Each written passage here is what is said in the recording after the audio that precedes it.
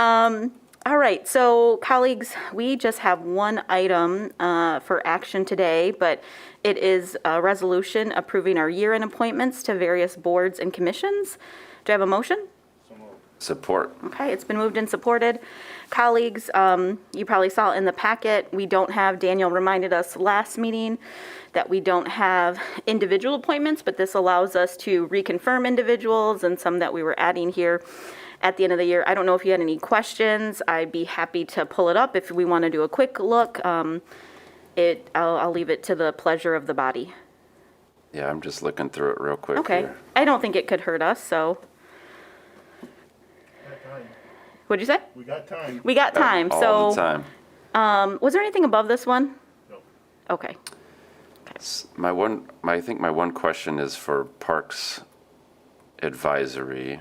yes. We had talked about Max Gibbs, but that would be a new appointment, not a reappointment. So would that happen at the next meeting then, Daniel?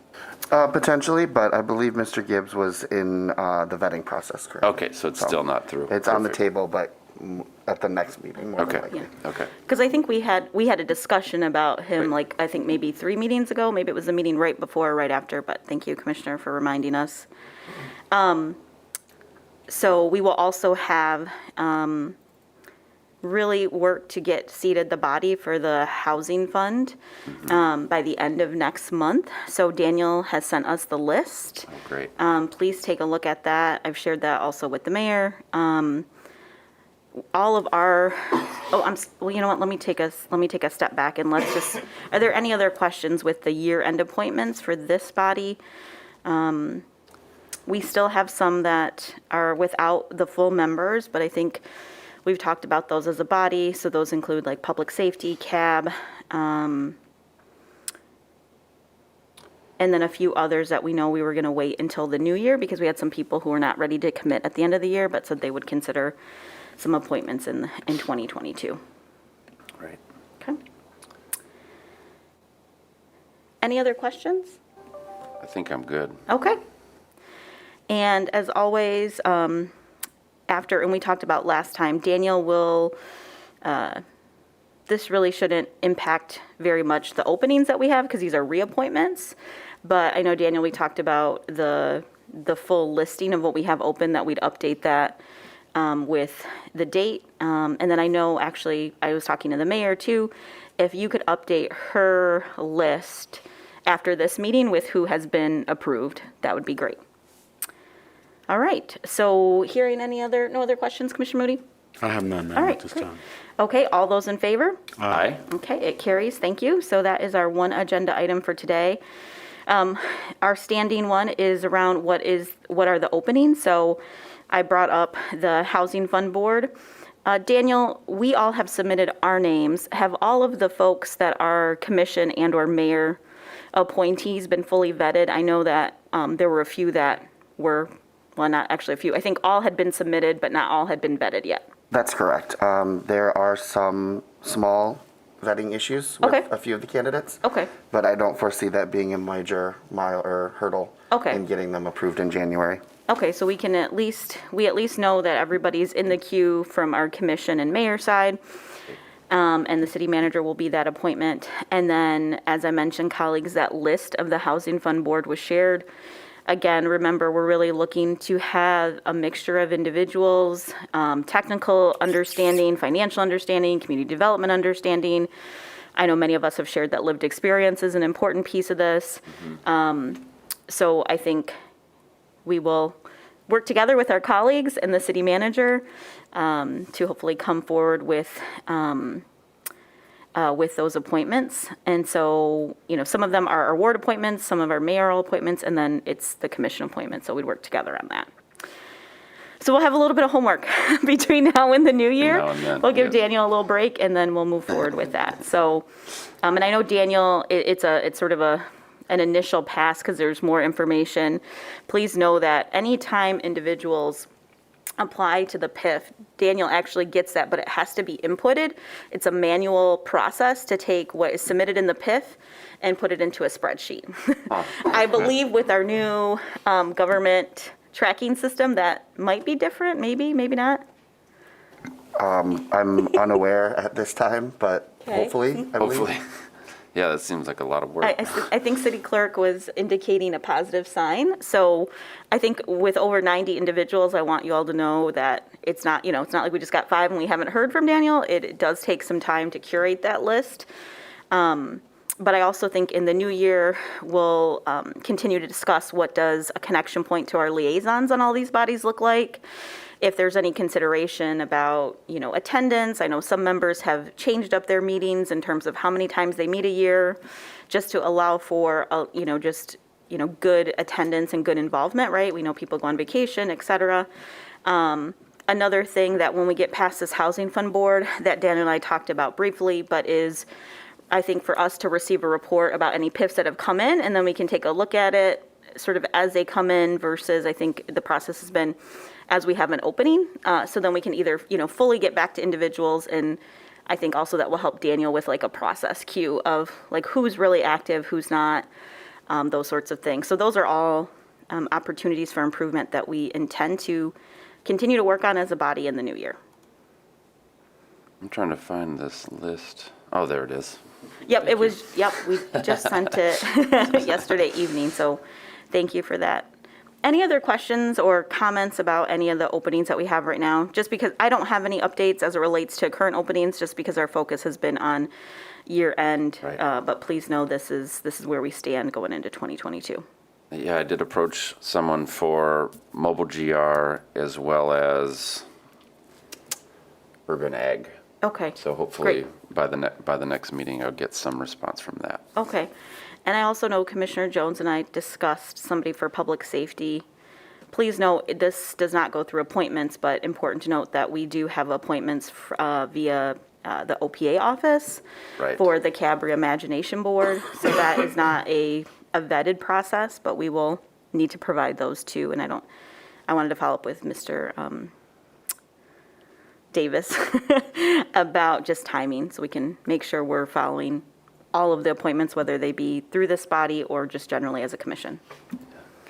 Okay, I've also talked to the mayor about somebody for LOCC. We're working on getting that one. okay, great.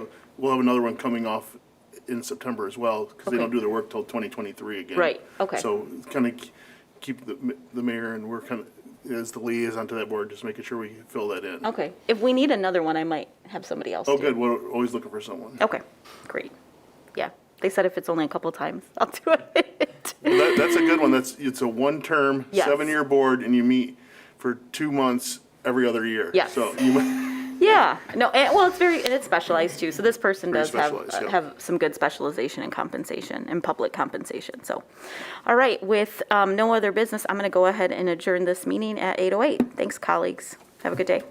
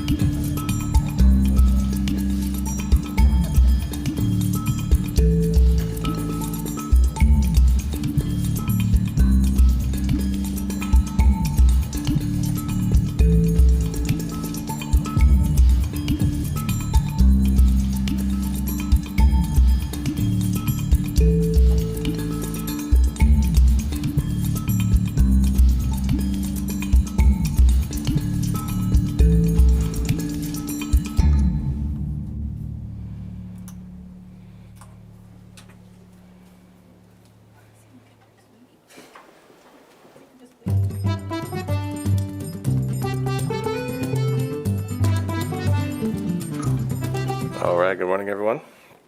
We will call the meeting to order here at 8:30. First item on our agenda this morning is a resolution authorizing an agreement with Community Rebuilders for an amount not to exceed $250,000 for the expansion of the Community Housing Connect platform for the Grand Rapids, Wyoming, Kent County Continuum of Care Coordinated Entry System. So moved. Moved and supported. Ms. Bohaj. Good morning. Always with the easiest ones to read to start the day, Ms. Bohaj. Thank you. Glad I could help out. So this is a really important system for our community in serving our homeless population and persons experiencing a homeless crisis. A housing crisis.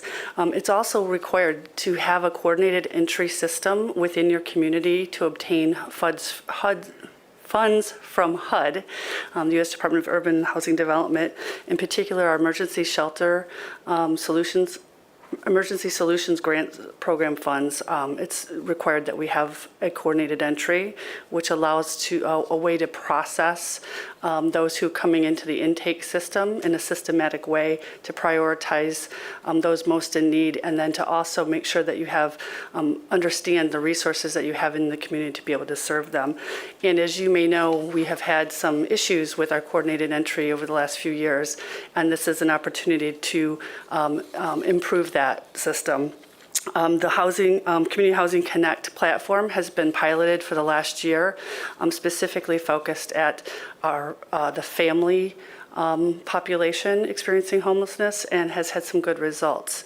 And so this is an opportunity to expand that platform and use it for all of our populations that are seeking services.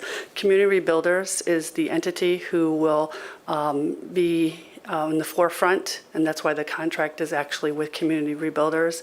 And they have a couple partners in developing the platform further using Connect and Modelfield's software.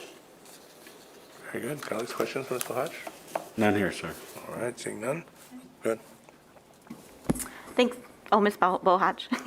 Sorry. I was slow to my mic.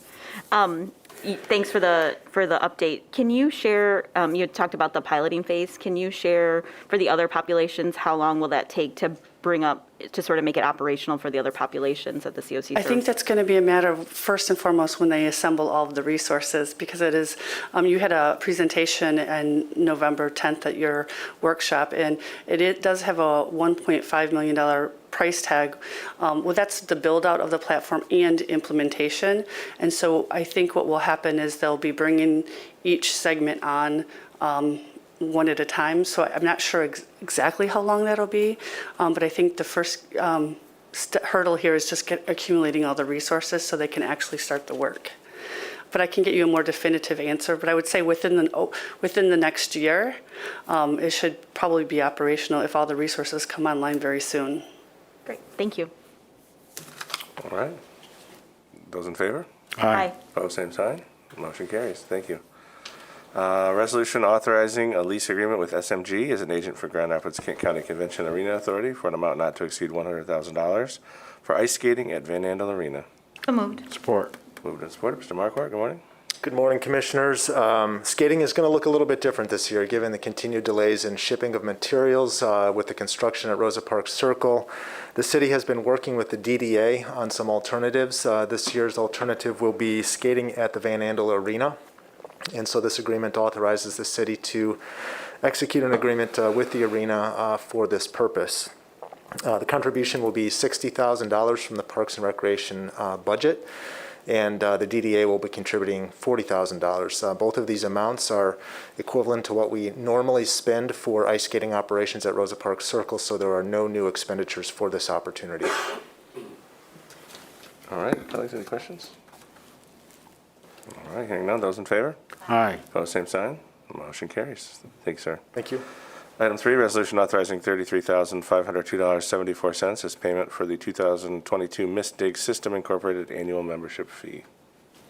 Support. Moved and supported. Mr. Jernberg, good morning. Good morning, Commissioners. The item that you have in front of you this morning is simply our annual membership fee and cost to run or to participate in the Dig, which essentially helps us with tickets for locating buried underground utilities, whether it's water, sewer, street lighting, signals, things like that.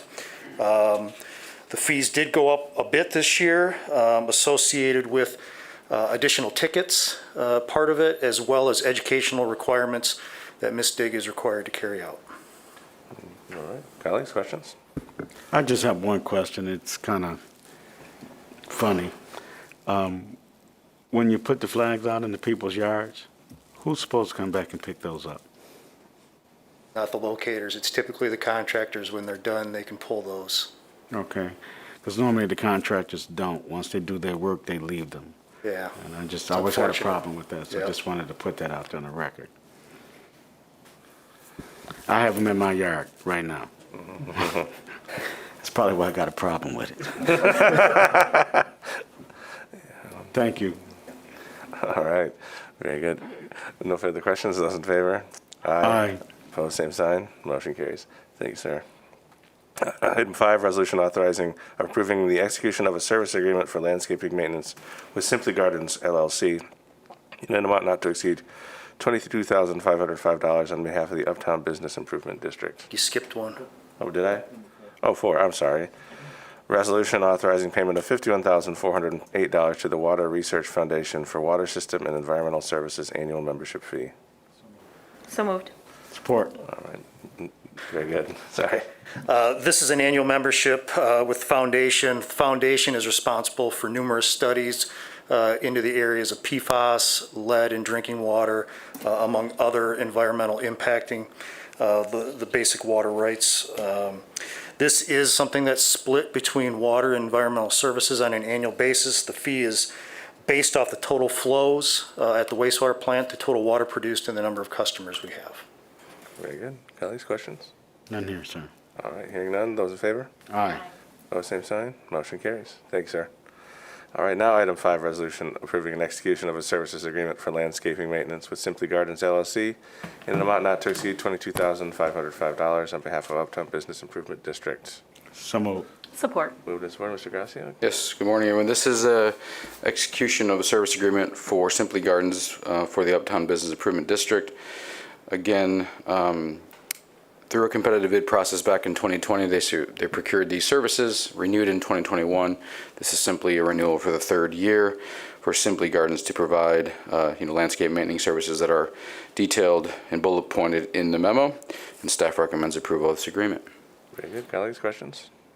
All right, hearing none. Those in favor? Aye. Aye. Opposed, same sign. Motion carries. Thank you, sir. Item 6, request to authorize the professional services agreement up to $21,600 of grant dollars for Jackie Showers to support the MLBE Diverse Business Certification effort. So moved. Support. Moved and supported. Mr. Hills, good morning, sir. Good morning, Commissioner, City colleagues, Alvin Hills from Office of Equity Engagement. As you all know, the MLB program has... Can you turn on your mic, AJ? Thanks. Sorry Thank you. about that. Hello, let's try this again. Good morning, Commissioner, City colleagues. Alvin Hills, business developer for in the Office of Equity and Engagement. Over the last several years, we've been really working hard to increase our micro local business enterprise certifications, as well as and utilization with the City of Grand Rapids and private sector. This initiative is an effort to continue to do so in getting these businesses who are eligible certified by either the MMSDC for the Minority Business Enterprise Certification or WeBank, the Women Business Certification. Jackie Showers has been, well, she worked in the industry for over 20 years, former employee and actually certifier for the MMSDC, and we've been connected with her and greatly appreciative of her proposal. So at that time, I'll stop and see if there's any questions for us. Colleagues, questions for Mr. Hills? I have none. All right. Those in favor? Aye. Opposed, same sign. Motion carries. Thank you, sir. Thank you. Item 7, resolution approving a contract amendment with Xylem Incorporated to extend the date of the agreement through June 30, 2022 at the previously approved not to exceed amount of $503,219. So moved. Moved and supported. Mr. Greener? Good morning. So what you have before you is an extension to our contract with Xylem that'll take us through the end of the fiscal year. What this program does is it monitors the sewer, all the work that the city has done over the last 20 years to separate our sewers. This is the way we go to the state and say, hey, it worked. So this is an extension to get us the numbers we need. We have to have a certain number of rain events of a certain size. All right. Colleagues, questions? So you're just asking us to extend the contract? We're just extending the contract with no no additional dollars. All right. All right, Very great. good. Those in favor? Aye. Opposed, same sign. Motion carries. Thank you, sir. Item 8, resolution recognizing Help Pregnancy Crisis Aid Incorporated as a local civic organization. So moved. Support. Moved and supported. Good morning. Yes, we just need this resolution so that we can apply for charitable gaming at the state level. Very good. Colleagues, questions? All right. Hearing none, those in favor? Aye. Opposed, same sign. Motion carries. Thank you very much. Item 9, ordinance amending section 1.2 of ordinance 2019-57, range changes for the classifications of city manager and city attorney. So moved. Support. Moved and supported. Mr. Matthews, good morning. So this item is effectively adjusting the ranges for two of your appointed officials based on the negotiations that you had this time around in regard to the contracts. This establishes a range within which you all can set compensation for those two officers. Very good. Colleagues, questions? None here. All right. Hearing none, those in favor? Aye. Opposed, same sign. Motion carries. Thank you, sir. Item 10, ordinance amending section 1 of budget ordinance 2021-13 for fiscal year 2022, amendment number 6. So moved. Moved and supported. Ms. Claren? Okay, good morning, Commissioners. First few items are for grants related to the Police Department. The first one is the Law Enforcement Mental Health and Wellness Act program. This would authorize, this is for 8 one-day workshops. It would authorize an increase of $120,000 in revenue and appropriations in the police grant funds with no effect on fund balance. The second one is the the Bureau of Justice Assistance Grant. This is to help pay for protective vests. This would authorize an increase of $5,527.26 on revenue and appropriations to police grants funds with no effect on fund balance. The third is the Office of Highway Safety Planning Seatbelt and Speed Enforcement Grant. This would authorize an increase of $38,760 in revenue and appropriations in the police grants funds with no effect on fund balance. The fourth one is a maintenance item. We're basically trying to close down the street lighting, the 2018 street lighting bond fund. So this is remaining interest we need to appropriate and spend. So this would authorize an increase of $65,000 in revenue and appropriation in the Capital Improvement Bond Series 2018 bond fund with no effect on fund balance. And the final three are related to ARPA investment. So the first one is recognizing ARPA funding related to revenue recovery for the parking mobile GR fund.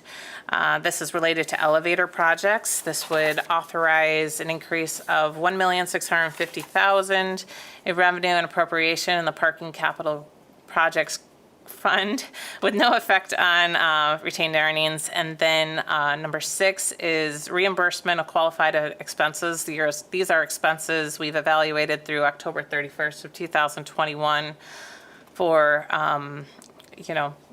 these are mainly general fund outlays. I won't go to each of the fund, but we do have that broken out for you below. This is basically moving what we've appropriated in I'm sorry, I'm thinking of the next one. But this basically reimburses those departments that had outlays related to ARPA. As you do recall, when we adopted the budget, we appropriated most of that ARPA funds we expected to spend in Department 261, which gets me to item number 7, where we're appropriating for future ARPA investments across the $1.5 million towards Economic Development Department, the Fire Department, $500,000 related to an academy, and then that's related to revenue recovery, and then another $2 million in general, or decreasing $2 million in general administration. So again, the way it's laid out in the summary is a bit confusing, but if you look at the actual amendment that's attached, you'll see the tables where it breaks all that apart for the specific investments. And this would have no effect on fund balance. Our contingent balance remains unchanged at $1,401,145. Have any questions? Colleagues, questions? All right, hearing none, those in favor? Aye. Opposed, same sign. Motion carries. Thank you. Item 11, resolution authorizing the bid list, December 14, 2021. So moved. Support. Moved and supported. Ms. Golden, anything you want to point out? No. All right. Colleagues, questions? None. All right, hearing none. Those in favor? Aye. Opposed, same sign. Motion carries. Thank you. Item 12, forecasting report, December 14, 2021. Colleagues, questions? None. All right, hearing none. That report will be received and filed. Item 13, warrant report for November 24, 2021 through November 30, 2021. Travel report and fund report. Mr. Comptroller. Good morning, Commissioners. So I have a few reports here this morning. The first one here for the warrant report for that period of time referenced November 24th through the 30th. The city released cash payments totaling just over $13 million. We did not release any payroll expenses or income tax refunds during that period. We did issue 267 accounts payable checks, and the table on the following page contains the details of all those payments that exceeded the amount of $20,000. And I will hop down to our next report here, which is our October fiscal year-to-date travel report that details travel spend by each department at the city for the first 4 months of the fiscal year. And through that period, we spent just over $263,000, or about 13% of the overall budget. The third report I have here for you this morning is our monthly fund report. And now that the team has wrapped up fiscal year 21 activities, we're starting to issue our monthly fund reports for the new fiscal year. And so what this report is a quick high-level overview of the activity in 9 of the major city funds. So we provide an overview of the fiscal year-to-date expenditures, how those compare versus prior year, and what the budget, or as the amended budget, is in those funds. And then we work with staff to get some general commentary on some of the things that drive the revenues and expenses in there. One thing I would call your attention that when we see large percentage swings in here versus prior year, that doesn't necessarily mean anything bad or of concern. A lot of the activities in these funds are driven by seasonality and the timing of when projects are carried out. I would point out the general fund is down 18% revenue-wise versus prior year, and that's largely driven by the fact of the receipt of COVID relief money earlier last year. So that's what drives that percentage. And these reports now are available on our website as well, so hopefully they'll be easier to access. And that's all I have this morning. Very good. Colleagues, questions for the Comptroller?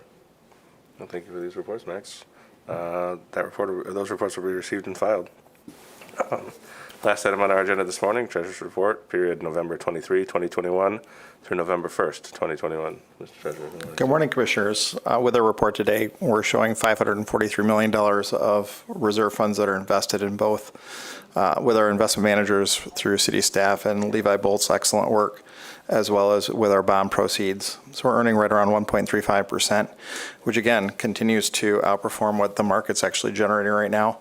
Our biggest focus, as you can see with our report, is kind of giving you a flavor that economic data is all over the board. A lot of times it's being very hard for people to report accurately or measure, and so those are some of the things that we're really trying to pay attention on. And really it's Levi's work to sit and analyze what that data is and whether it's going to have a major impact on the city or not. One of the new items out this morning is producer prices are up 9.6%, which was above what they were estimating. So inflation is still there. We're still waiting for things to calm down. And so really, it's trying to navigate what this data is and what it means to us. So we have Fed meetings this week, and I'm sure that Levi will be poring over those because we're looking for words. We're looking for some type of signal in a sentence structure or a statement that kind of gives more of a direction as to when the Fed is going to stop their tapering away of buying assets and when we're going to signal potentially any type of rate increase. So, but again, it's wildly across the board. You'll hear that it's going to happen as soon as June. You'll hear it's going to happen in December.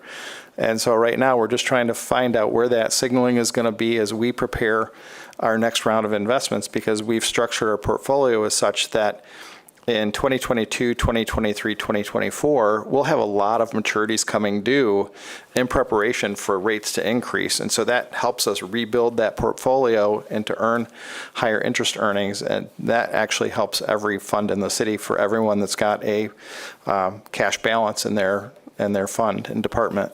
So that's pretty much where we're at right now. I think I'm really happy for a long winter's nap as this is our last meeting until the new year. And so hoping that we get through a wonderful holiday season and we start the new year off with some much more positive information. Very good. Colleagues, questions for the treasurer? Thank you. All right, hearing none, that report will be received and filed. And with that, we'll adjourn this fiscal committee meeting at 8:50. Thank you, everyone.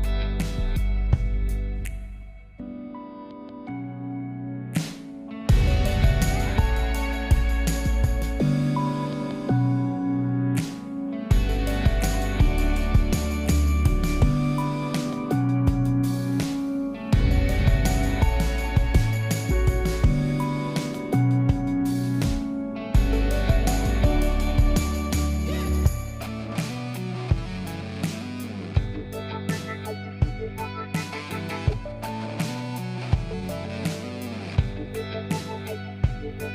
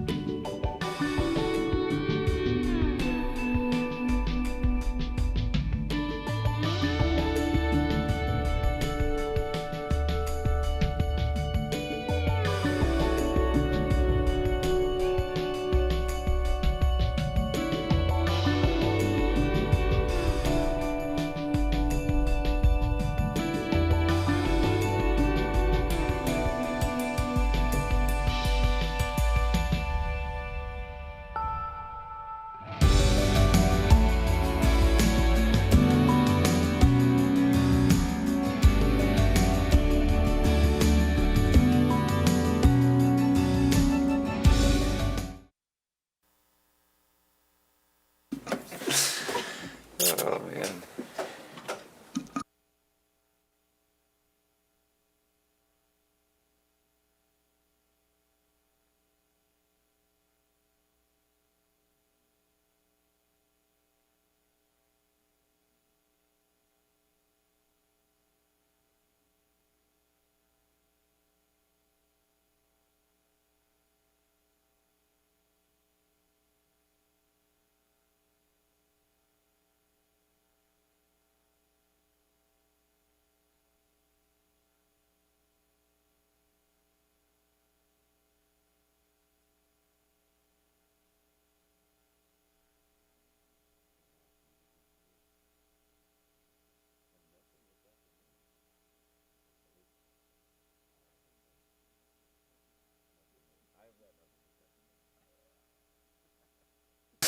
Put on my calendar this morning a picture with the teacher who was in the Rosa Parks essay Oh. for 5 o'clock. I'm like, we're getting closer to 7. Can we do 6:45? How about that? Good morning, everyone. We'll call this Community Development Committee meeting to order. How is everybody? Yeah, we've got the full deck here up here. This is great. This is great. Full deck. The full deck. Can I be the queen if we're choosing? Sure, sure. There are a couple queens. You can be one too. That's right. There's at least 4 in a deck. First off, we've got a resolution approving the revocation of obsolete property rehabilitation exemption certificate number 3-15-004 for V&VP Capital LLC at 700 Ottawa Avenue Northwest. So moved. Support. All right. Is this you, Mr. Gracia? Yes, good morning, Commissioners. So this is the resolution revoking this obsolete property rehabilitation certificate that was awarded back in January 2015 to VMP Capital to develop their project at 700 Ottawa. They, at that time, proposed to invest $475,000 into the rehab and an additional $275,000 of personal property. All of that has been, all those commitments have been exceeded. And to their credit, in June of 2021, property was purchased by Spectrum Health Systems for their, related to their construction project for the Center for Transformation and Innovation, which we heard the public hearing on last Tuesday. And Spectrum has maintained, has again owned that building for about 6 months now. And basically, upon a change in ownership, the exemption certificate must either be revoked or transferred. And Spectrum has not requested a transfer, and so therefore we're bringing that to you today. Okay. Any questions about that? No? All right, all those in favor say aye. Aye, it carries. Next is a resolution approving the transfer of an obsolete property rehabilitation exemption certificate number 3-20-003 under PA 146 of 2000 to 642 Brauhaus LLC at 642 Bridge Street Northwest. So this is a resolution approving the transfer of an OPRA exemption certificate, again, for basically from the developer to the now owner, the operator, which will be Cedar Springs Brewing Company, for that project located at 652 Bridge Street Northwest. So January 21st, 2020, the commission approved that 10-year OPRA exemption for that rehabilitation of the structure, would now become a German-style beer hall. And that property was acquired by the owner of the 642 Brauhaus in June of 2021, which is completing that interior renovations for its future use. And essentially, this is transferring that to that new owner-operator, and will is set to expire of December 30th, 2030. Any questions? It's the same, it's still going to be Cedar Springs Brewing Company. It's just Correct. a different Correct. owner. That's right. Of Yep. the building. Okay. That's right. Great. All those in favor say aye. Aye. It carries. Next is a resolution approving the amended West Side Corridor Improvement Authority Development Plan and Tax Increment Financing Plan. So moved. Okay. This is the resolution approving the amended West Side Corridor Improvement Tax Increment Financing and Development Plan that held that public hearing last Tuesday. And again, this was to change and to take out an exempt personal property to reduce the negative impacts to their tax capture, and put them in a strong position as they continue to grow in the development and investment of the CIA. So this public hearing was held last Tuesday, December 7th, and there were no public comments, and staff recommends the approval of this resolution. Okay. Any questions? Thanks to not mine, but your former colleague, Commissioner Schaefer, for coming to share about that. And sounds like everybody's in agreement. That's what we need to do. So. All those in favor say aye. Aye. It carries. Next is a resolution awarding a contract with McDonald Plumbing Incorporated for disconnection of private footing drains and installation of sump pumps, 2021, in the amount of $83,250 with total amount not to exceed $100,000. So moved. All right, good morning, Commissioners. Morning. So this is an effort we've been undertaking since 2004 that removes influent infiltration into our sanitary sewer system by removing private footing drains and installing sump pumps. So that goes to the objective of also eliminating sewer backups in basements. Previously held contracts have been renewed over a number of terms, and at the end of the last term, it was time to rebid this work, which we've done. McDonald provided a bid in the amount of $83,250, and the contract set up for a period of 3 years, with allowing the city the opportunity to renew in 1-year increments up to a maximum of 5 years. So recommending your approval of this resolution awarding that contract to McDonald, with a not-to-exceed amount authorized of $100,000 for this work, which will be paid for from the sewer system fund. Any questions? All those in favor say aye. Aye. It carries. Next is a resolution awarding a contract with McDonald Plumbing Company for replacement of private lead service lines at various locations, contract 2021-1, in the amount of $1,369,101, with total amount not to exceed $1,656,000. Move it. All right, so this project will replace approximately 325 private lead service lines, so the segment between the curb box and the meter, with new copper services. It's going to take place generally in the area bounded by Wealthy, Eastern, Franklin, and Jefferson, which are census tracts 29 and 30. This is the second project that's being funded under the $5.1 million EPA grant that was set up to reduce lead exposure in drinking water systems. And that grant has a 10% local match requirement for construction.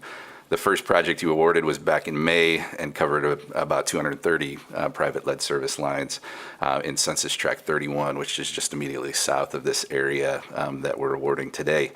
5 bids came in on November 30th, with McDonald submitting the low bid of $1,369,101, which was below the engineer's estimate of about $1.5 million. And because of the grant funding requirements, we were not able to utilize the city's bid discount program for the purposes of awarding the project, but felt it was worth noting that McDonald will be utilizing MLBE participation in the amount of $220,000 on the project. So requesting your approval of this resolution, which awards the contract to McDonald and sets expenditures with a not-to-exceed amount of $1,656,000. And that financing will come from the EPA grant as well as the Water Systems Fund. And Mr. Jernberg's here to answer anything questions. No, we continue to start picking off these projects. I know the engineer's office is working on the next census tract, which I believe is 29, 30, 31. Might be 33. I don't remember off the top of my head, but the next one is a large area, approximately over 450. It's to the east of this area a little bit, and it will be in the 3rd Ward again. One thing to note is there are some census tract that have smaller quantities of private lead service line replacements. And with the current project that is out there already in construction, we will be adding in approximately 25 to 30 private lead service lines that are in this in the 1st Ward area that's south of the river, north of Franklin, and then bounded on the east side by 131. So there's a handful in there that we're going to add to that first contract. Okay. Thank you for that information. Any questions from my colleagues? Because I have a question. With the infrastructure bill passing, there's going to be more resources for this in the future. So I am grateful to hear that McDonald did the lead service line at my house and did an excellent job. But I'm grateful to hear that they're going to use some MLBE. But that apple might get a little bit bigger, and with that money flowing, are there minority-owned contractors who can complete this work that are in our system, or are we going to have to rely on somebody like McDonald subcontracting in the future? Do we know that answer? Well, I know the first project that was awarded under the EPA grant went to Groundhog, and I'm trying to remember offhand if Groundhog is an MLBE. I thought maybe they were, but it's certainly something we can look at our database to understand, which of the plumbing contractors we have are MLBE registered.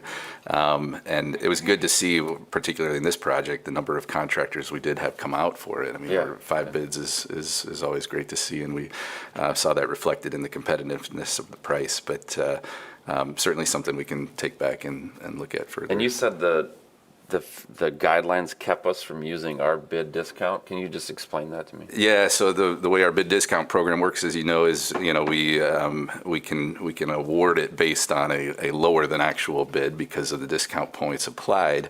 But the way the grant funding is set up, we have to go with the true low bidder, and so we're not able to utilize the discount system that we would otherwise do if it was entirely locally funded, like one of our normal projects. Okay, thank you. That's helpful. Great. All those in favor say aye. Aye. It carries. Thank you, both of you.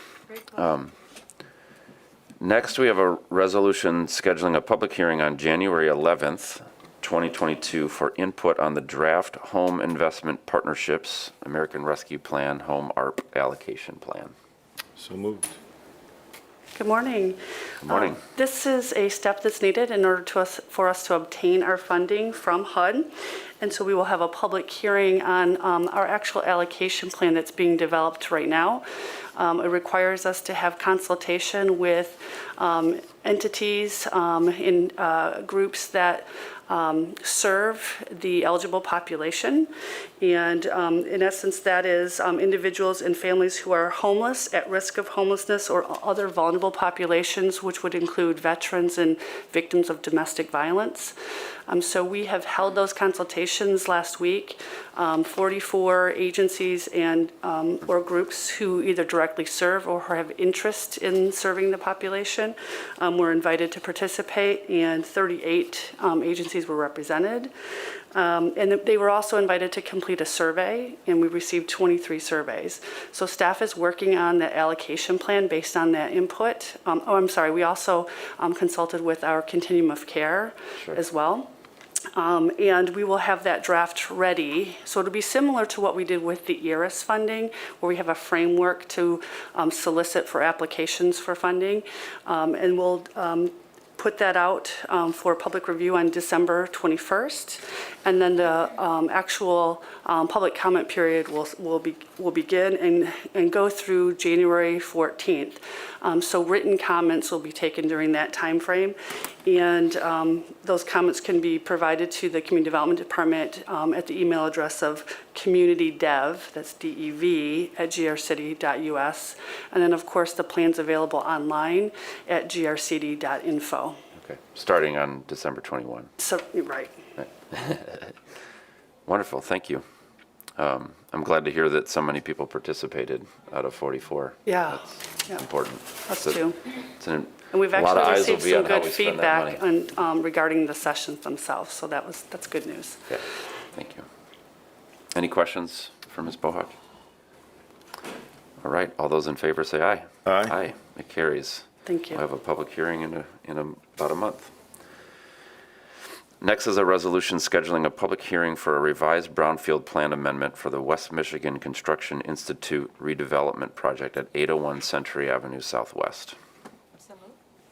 Support. All right. Gracias. So this is the resolution, again, setting the date of January 11th for this brownfield, or revised brownfield plan amendment. Again, this is for the West Michigan Construction Institute. The purpose of the amendment is to facilitate a loan funding from the local brownfield revolving fund for eligible expenses in the amount of $259,956 for brownfield eligible activity cost to support this project, intended to address the skilled labor gap in commercial construction industry in West Michigan. So the Construction Institute is undertaking a $4.7 million redevelopment of the 2.6 acre property that will include classrooms, learning labs, conference rooms, and office space.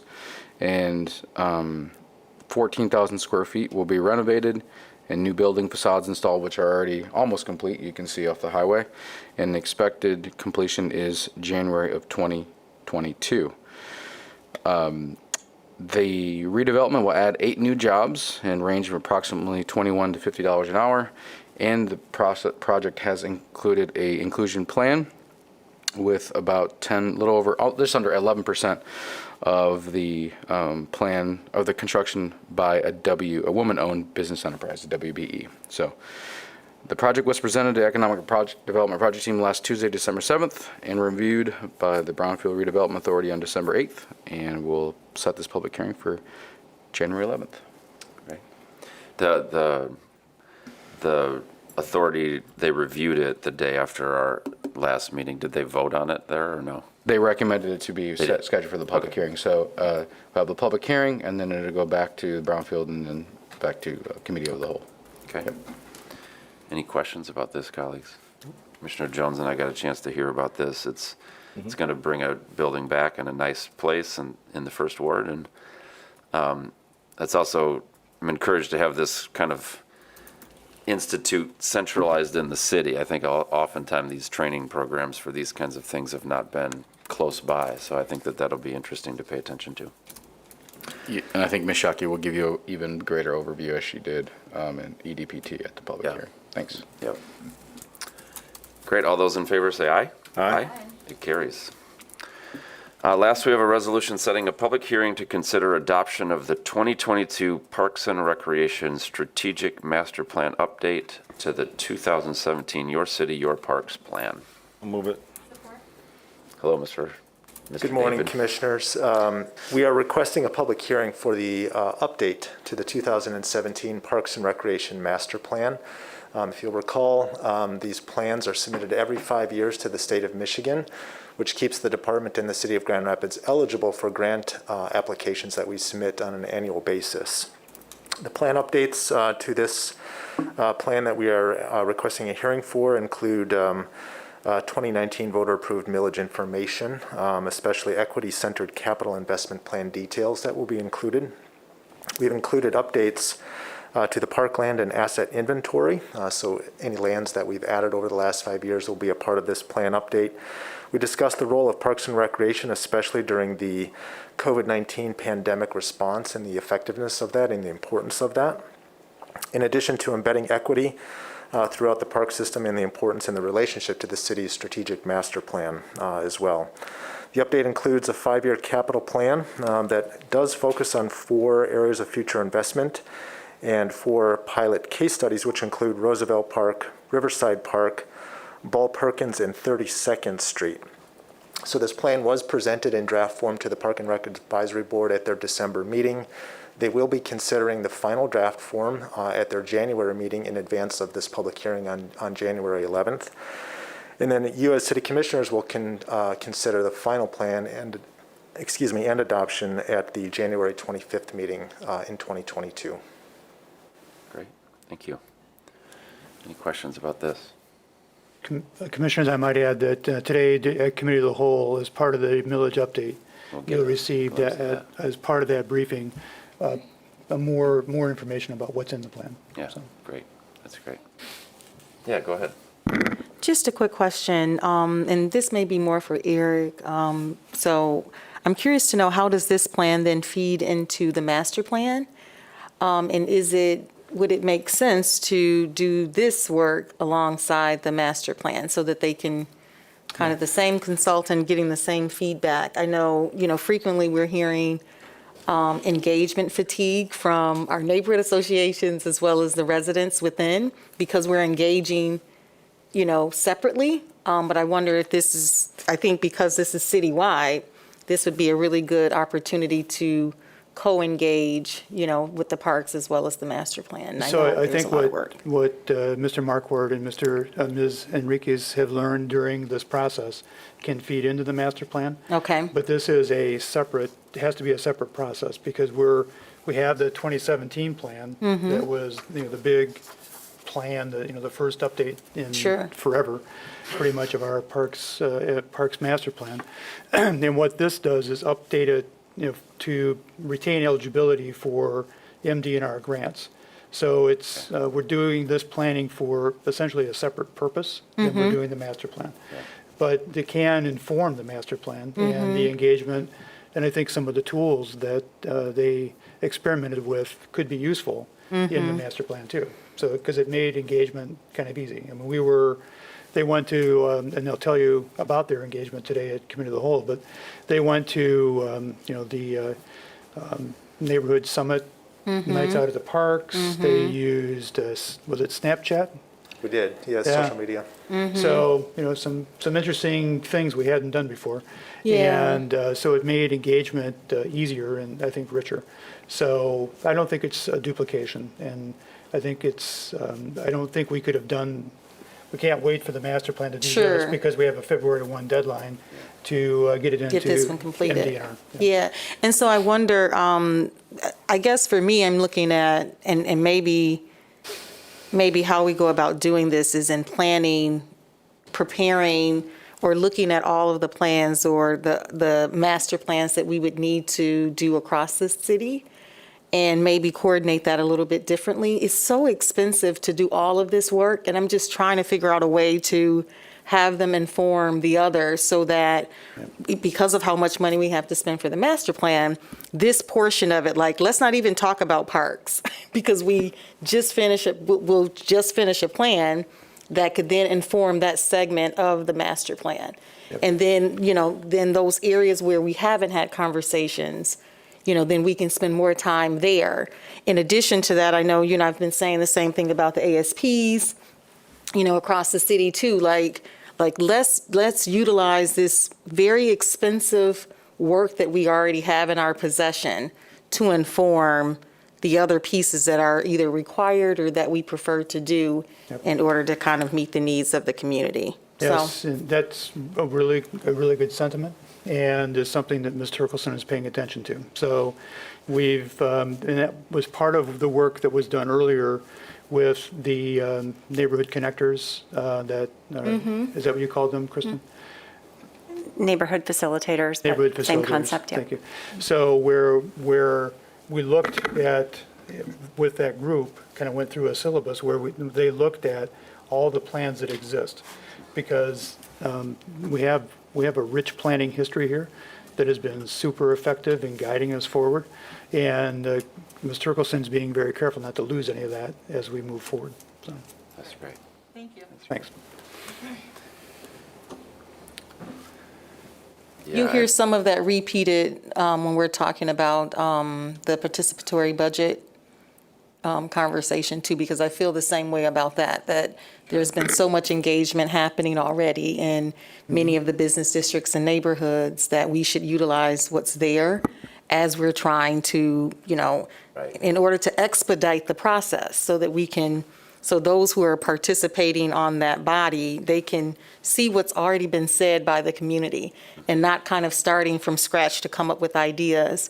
And we know that there are still pockets within the community where there have not been ASPs. So we know that there's a need to maybe go into certain areas, but where people have been engaged, it's like, let's utilize what they've already said a little bit differently, I think. So Yeah, thank you for that. And part of the process too, it's about us hearing, but it's also in listening, but it's also about us informing and learning in the community.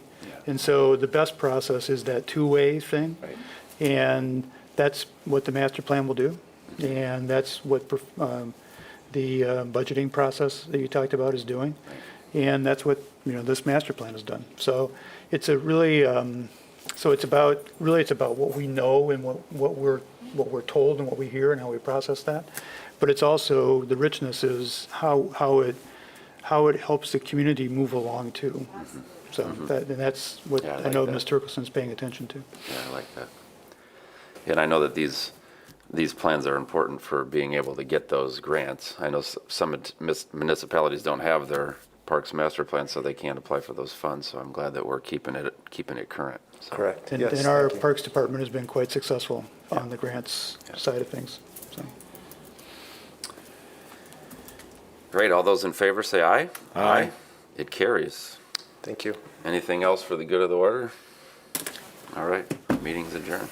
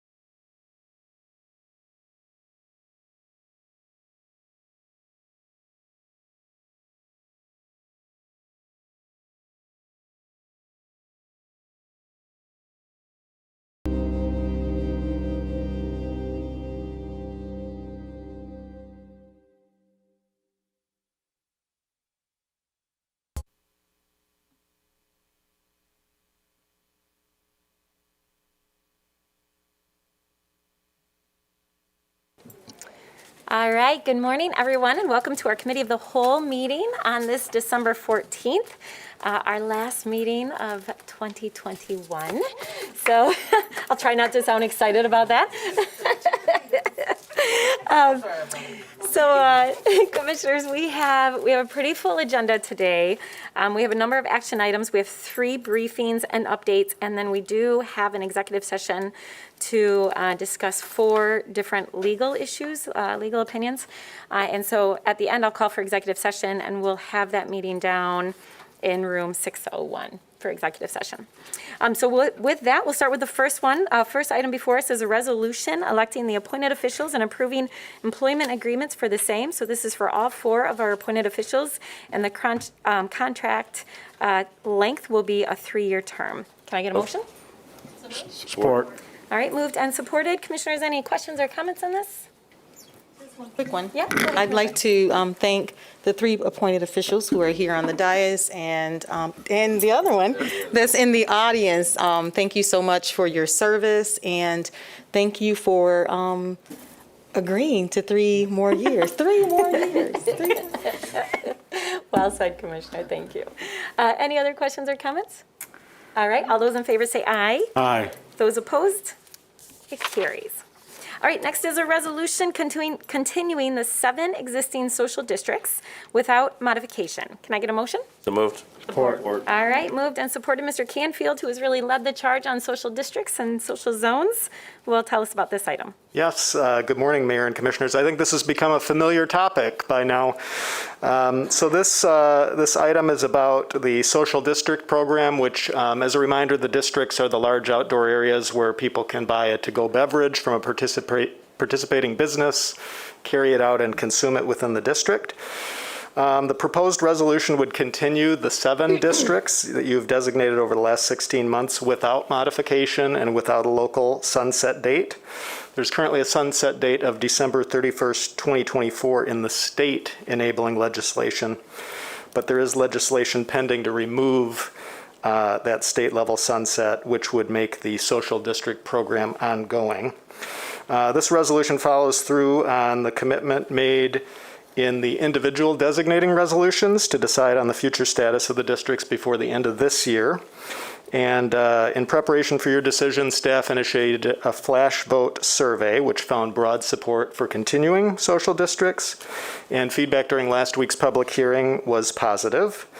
Additionally, the police department did not identify any notable public safety incidents or violations attributable to alcohol consumption within the districts. And feedback from our partners at Downtown Grand Rapids Incorporated and from local businesses confirms that these districts have helped them to weather the pandemic and help to keep our local business districts vibrant. Great. Thank you, Mr. Canfield. Commissioners, any questions or comments? All right, seeing none, I'll call the question. All those in favor say aye. Aye. Those opposed? It carries. All right, next that will take us to a resolution approving the removal of certain property from the City of Grand Rapids Downtown Development Authority Tax Increment Finance District. Can I get a motion? Moved. Support. All right, moved and supported. We have Mr. Gracia before us, and Commissioners, just as a reminder, this is related to the Spectrum Center for Transformation and Innovation project over on North Monroe. Yes, good morning, Commissioners and Mayor. Items 3, 4, and 5 are all related to the same project, so I will give one briefing if that's fine, and then we can just vote on all 3 if that's okay with you. Okay, so this is the removal of certain properties identified individually in each memo related to the Spectrum Center for Transformation and Innovation project in the North Monroe. So that first item would essentially remove 710 Monroe, which is the property related to now the Embassy Suites to facilitate the use of Brownfield Redevelopment Authority dollars for the project. The second resolution, again, is to remove the properties as well, but it also includes a couple additional properties on Bond Avenue, and also staff took the time to evaluate all 60 or so properties that are currently in the Smart Zone and make recommendations on why those properties shall be removed from the Smart Zone tax increment finance districts as well. And then the last is that Brownfield Plan Amendment. Again, this is that project as overall. We heard about the public hearing last Tuesday, which is a $100 million redevelopment project, redevelopment of the Brassworks building and new building of a Spectrum CTI campus, and would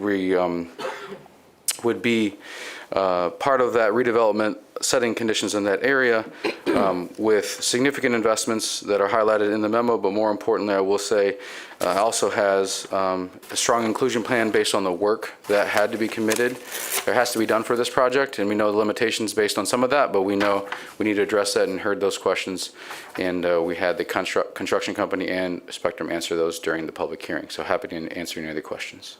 All right, thank you. Commissioners, any questions or comments? All right, seeing none, I'll call the question. All those in favor say aye. Aye. Those opposed? It carries. All right, and then the following two are companion items. So this next one is a resolution approving the removal of certain property from Smart Zone Local Development Finance Authority Certified Technology Park boundary. Can I get a motion? So moved. Support. All right, moved and supported. Commissioners, any final questions or comments? All right, all those in favor say aye. Aye. Those opposed? It carries. And then the next one, resolution approving a Brownfield Plan amendment for the Spectrum Health Center for transformation and innovation. Can I get a motion? So moved. Support. All right, moved and supported. Any final questions or comments? All right, I'll just reiterate what I said last time, is that we're really glad Spectrum decided to stay in our city and downtown to build this. So it'll be nice to see that project come to life over the next several months. All those in favor say aye. Aye. Those opposed? It carries. All right, next that will take us to a resolution approving water and sewer rates in accordance with our 2021 water sewer rate review for the retail and wholesale partner communities of the city's water supply system and sanitary sewer system. Can I get a motion? So moved. Support. All right, moved and supported. Good morning, thank you. Both of the next two items are also related. So this first one is the resolution approving the retail and wholesale partner communities adjusted rates. The 30-day partner comment period resulted in no adjustments. So as a reminder, that was a overall increase for the water system of 4.08% and the sewer system of 4.00%. And those are for rates effective January 1. Great. Thank you, Ms. Carter. Commissioners, any questions or comments? All right, seeing none. All those in favor say aye. Aye. Those opposed? It carries. All right, next that will take us to a resolution approving the adjusted city water and sewer rates in accordance with the 2021 water sewer rate review. Support. All right, moved and supported. Anything to add on this item? Nothing to add here. I did want to just say that there was one comment received, and that was included with this resolution as well. But otherwise, these are for rates effective January 1 for the city specifically. Great, thank you. All right, commissioners, any final questions or comments? All right, all those in favor say aye. Aye. Those opposed? It carries. All right, commissioners, I think I'll make the motion to go into executive session now, just so we have that out of our way before the briefings. So can I get a motion to go into executive session for a legal opinion on 4 separate topics? So moved. Support. All right, moved and supported, and this is a roll call, so I'll start down here with Commissioner Isasi. Yes. Commissioner Repart? Yes. Commissioner? Yes.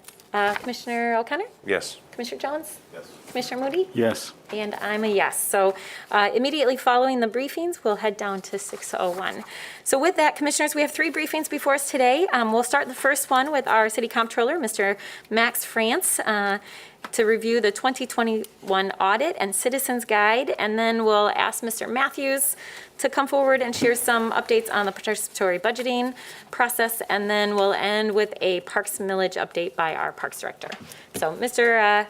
Max France, you want to take it away? Yes, thank you, Mayor. Good morning, and good morning, Commissioners. Good morning, City Manager, City Attorney, and City Clerk. Really excited to share a few updates with you this morning pertaining to our fiscal 2021 year-end audit.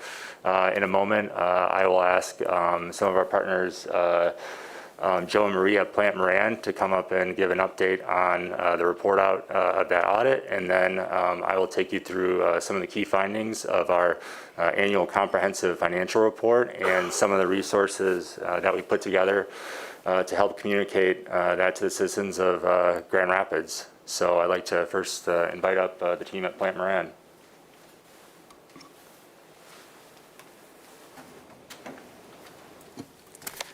Good morning and welcome. Good morning, and thank you for having us here today. As Max said, I'm Joe Kowalski. I'm an audit partner with Plant Moran. I have with me Marie Stiegel, who's a senior manager at Plant Moran, and we both were directly and very involved in the audit of the city of Grand Rapids. And first of all, I'd really like to say a big thank you to the entire team at the city for the cooperation and professionalism and hospitality shown to us during the audit. Max's team, Molly's team, they did a great job really facilitating access to everybody and enabling them to be responsive to our requests, which are quite voluminous and difficult. And really a special thank you directly to Kurt and Erica for their involvement in the audit. We interact with them quite a bit during the audit, and you may not know this, but while we're doing the audit, we have a team of several people that are here on site at one time, plus people working off site on the audit as well. And so it's a lot of touch points for Kurt and Erica and other folks at the city. And they do a really great job of prioritizing our audit requests so that we can get everything that we need to be able to conduct the audit and get the evidence that what we can use to rely on for our opinion. And they do it in a really professional and timely way. There's a lot of moving parts at the city this year, both personnel-wise and systems changes. And those things, I like to view them as headwinds. I've been doing this a long time with a lot of governments. And oftentimes when you have those kinds of headwinds, there's challenges in the audit that are not able to be overcome. And so it's reflected in the results. I'm very happy to report to you today that your results were phenomenal. There was no change in the results. It's an A+. You have an unmodified opinion on your financial statements. And on your internal control report, there were no findings or observations that we would report to you. So that's really something to be very proud of. It's a great accomplishment, and I'm happy to report those results. And Marie's going to spend a few minutes talking to you about the other letter in your package, which is our required communications to you about the results of our audit and the conduct of our audit. And we'll be happy to take any questions that you have along the way. Marie? Thank you, Joe, and good morning. Once again, thrilled to be able to present to you and serve the city. As Joe mentioned, I'm going to cover the contents of what's called our end of audit letter. So it really reports back to you the results and the key items related to results of the audit. A lot of these communications are required under auditing standards, but we also have included some legislative and other informational items for your reading pleasure. I'll start with the required communications surrounding the audit results. So our responsibility was to perform the audit to determine that the financial statements were free of material misstatement. And as Joe mentioned, we provided an unmodified, which is a clean audit opinion, and there were no reportable findings. So a great result there.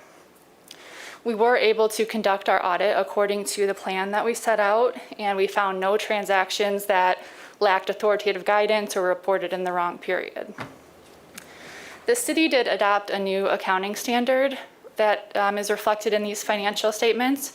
It was called GASB 84, and it relates to fiduciary activities, so money that you're holding or controlling that really belongs to someone else. As a result of that standard, there were no changes into what the city reports as fiduciary activities. There's just some different reporting that was required for the current tax fund. So it really just shows the ins and the outs as far as what came in for other taxing units and what went out in more detail. Certain amounts in the financial statements do involve estimates. So some of the amounts in the financial statements that are very sensitive to estimates are things such as incurred but not paid liabilities, the net pension and other post-employment or OPEB liabilities, as well as the income tax refund payable liability. As part of the audit, we review all of those estimates that go into those items. The estimates were developed based on management looking at historical data, financial data, and also assumptions used by actuaries that calculate the pension and OPEB liabilities. We reviewed all of those factors and assumptions, and we determined that they were reasonable in relation to the financial statements as a whole. We do note in our letter, as we have in past years, that the OPEB liability estimate is very sensitive to how the long-term rate of return on investments is estimated. We just continue to make sure that management is constantly reviewing that estimate, especially as a new investment vehicle is being put into place related to those investments.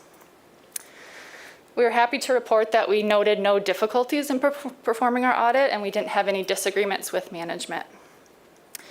Any immaterial adjustments that we noted along the way were posted by management, so they're reflected in the financial statements. And finally, management has provided us with certain representations that they've provided complete and accurate information as part of our audit of the financial statements. So that covers really the first part of the letter, those required communications under auditing standards. The second part of the letter, as I mentioned, relates to legislative and other informational items that may be of interest. Of specific note, Plant Moran does have a COVID and an ARPA resource center where we have subject matter experts that are available should there be questions. So we just continue to, ask the city to reach out if there's anything that we can help with related to that. And we'll continue to pass along any articles or thought leadership that we put out related to new regulations or things that come to our attention. There's a couple upcoming auditing and accounting standards that will be implemented in the next fiscal year. The main ones are a new accounting standard related to leases, as well as some new auditing standards that will change how our audit opinion looks and some of our deliverables are communicated. So you will see some changes as we present next year. Overall, as you've heard, it was a very successful audit, as Joe mentioned, despite various challenges. So I just want to reiterate my thanks to all the departments that we worked with, especially those at the Comptroller's office. I'll turn it over to Max and then questions at the end, or? Okay, great. Thank you so much. Thank you. I know I speak for everyone around this table that we appreciate this report and the stellar findings. So thank you.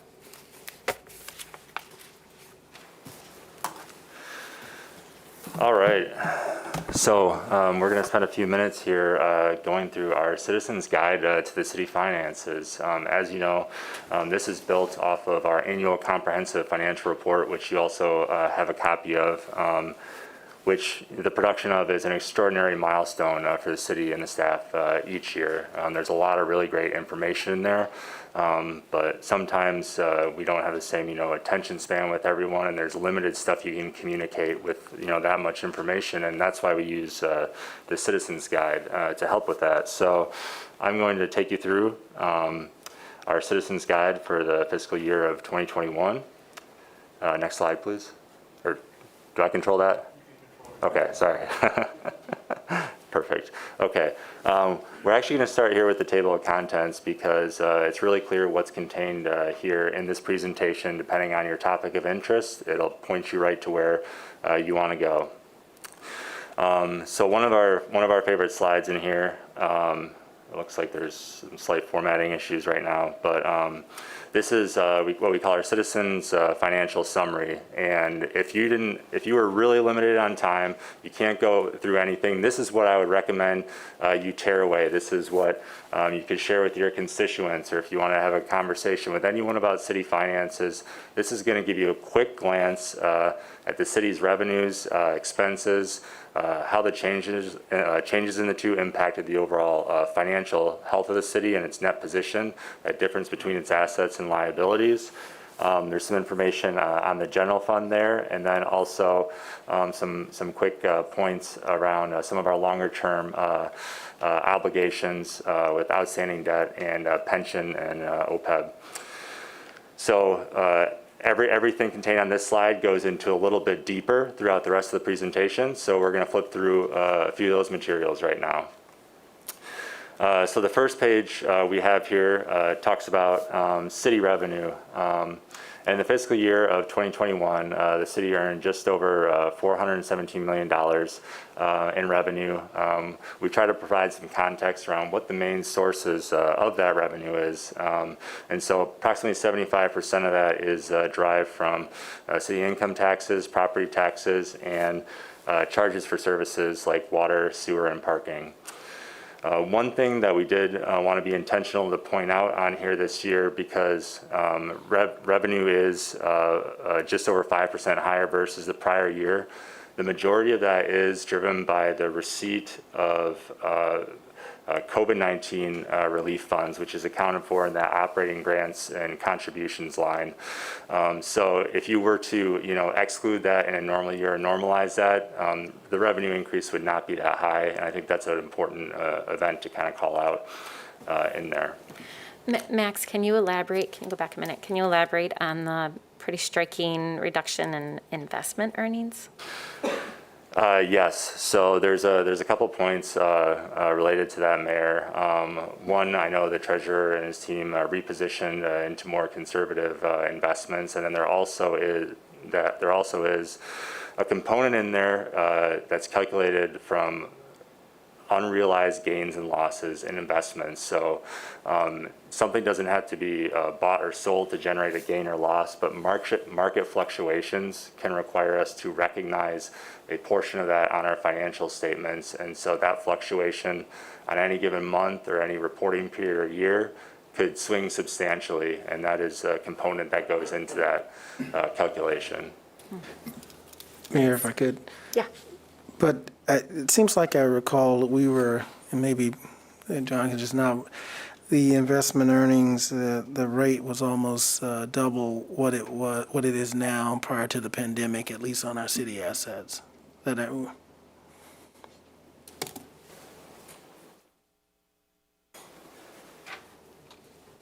Yes, we were at roughly $8 million last year, $6 million this year. So we saw the drop from 2% down to 1.5%. So we expected a 25% reduction in our actual earnings. But the other, as Max was saying, the other component here are GASB regulations that we have to book journal entries. And those things aren't realized gains or losses. So it does impact, because if we had an entry last year, it was $10 million, and this year it's 8, the offset's $2 million, and that reflects in this 72%. So it's not really a true loss of revenue. So really, as we're tracking actual interest earnings, it was $8 million the prior year, $6 million this year. So it's more like an actual 25% reduction, but we know that because that's how the investment world has gone, where we've gone from 2% down to 1.5 at this reporting period. We're now at 1.35. So that's a natural fluctuation that we expect to have happen, and that will change again in future years as we see interest rates go up again. That's helpful. Thank you. Thank you, John. So the next slide here, we go into city expenses. So how we expended all that revenue on the previous slide. And in the fiscal year 21, the city incurred expenses of $379 million. About 80% of those expenditures pertain to public safety, public works, sewer disposal, water supply, and then general government. People like me and my team that work in City Hall. Overall, year over year, expenses were relatively flat, up just about 1%. One thing I will make note of here is that when we do this year-end reporting and account for the total primary government, we are accounting for expenses you don't necessarily see in the individual funds throughout the year. So particularly pertaining to our pension liabilities, there are non-cash charges that we have to allocate here and reflect in some of these departments. And we make a specific note there pertaining to public safety, because if you exclude that in terms of the day-to-day operations, that is not the same type of reduction. So we provide a comment there in the note just to make that clear. And so on the next slide, we go into vendor detail in a bit. So while the city expenses slide, provides an overview of some of the departments and where those and what those activities are. This gets kind of just a layer deeper, and this is information that we're able to pull from our system just to show aggregate payments by vendor. So we just pull out everything, every vendor organization that received in excess of $1 million. So there's, of course, a large number of other organizations and businesses that the city conducts business with, but these are the recipients of a large amount of those funds. The state of Michigan is actually at the top this year. That is related to work between engineering and Michigan Department of Transportation work projects that they're working on. So the next slide, we get into the city's net position. And so this is looking at that overall balance between the city's total assets and liabilities. So as of the fiscal year end, June 30th, 2021, $1.76 billion and liabilities of $974 million. That difference between the two is our net position, which is $798 million. And what the chart shows below is how that net position changed year over year. So on the left is where we were last year at 760. And then you can kind of see that walk, how the difference between revenues and expenses throughout the year impacted that year-end net position of 798, which is a positive increase of 38 million. We have a dedicated slide here on the general fund. The total fund balance in the general fund at year end was $73.9 million. Of course, the amount that I think is of importance to many is the unassigned balance, which is $45 million, which is not constrained or committed to other projects or expenses already and is free to use. So we break out some of the other components there as well, just to give some examples of what those other funds are used for. One that I would call your attention to is under committed in that second row there. That's actually where we account for budget stabilization. And so while there's already been kind of robust internal discussion around this, we did end the year at, I believe, 9.5%, which is just slightly under that 10% minimum fund policy. So there's no decision to be made on that today, but I just want to bring that to your attention. If we recalculate that, we're slightly under that 10%.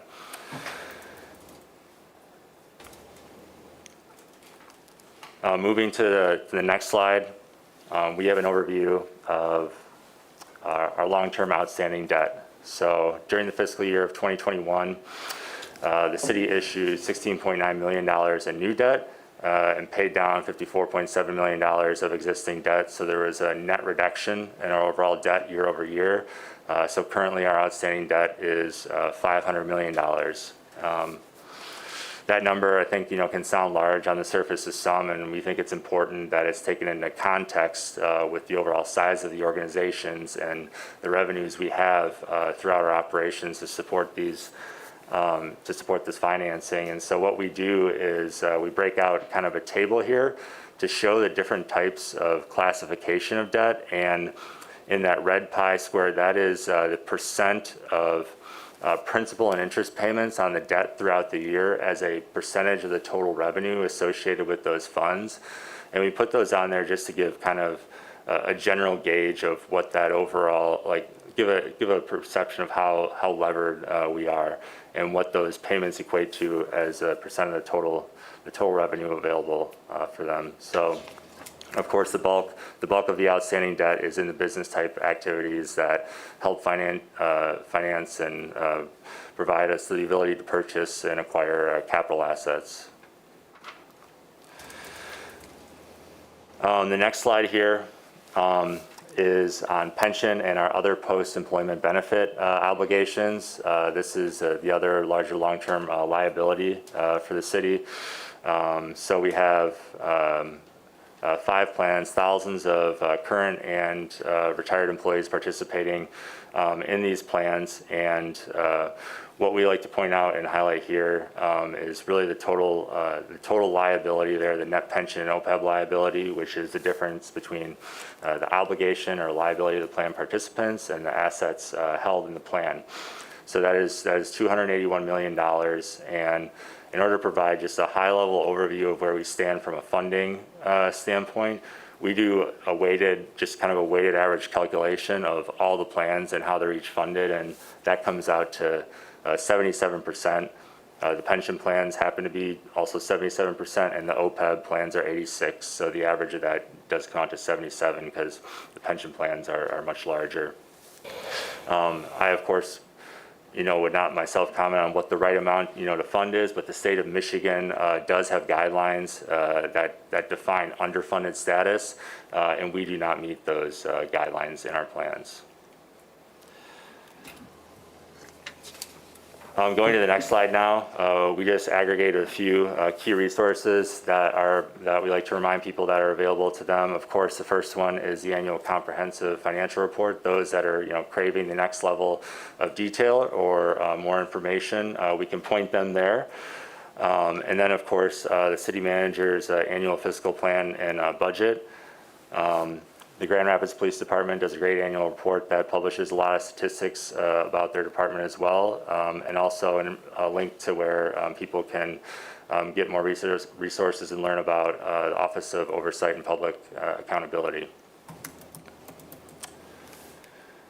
This slide is just some general information on government officials, the commission, where you can follow us on social media, et cetera. It's largely a promotional slide that helps people show where to go if they want to be engaged.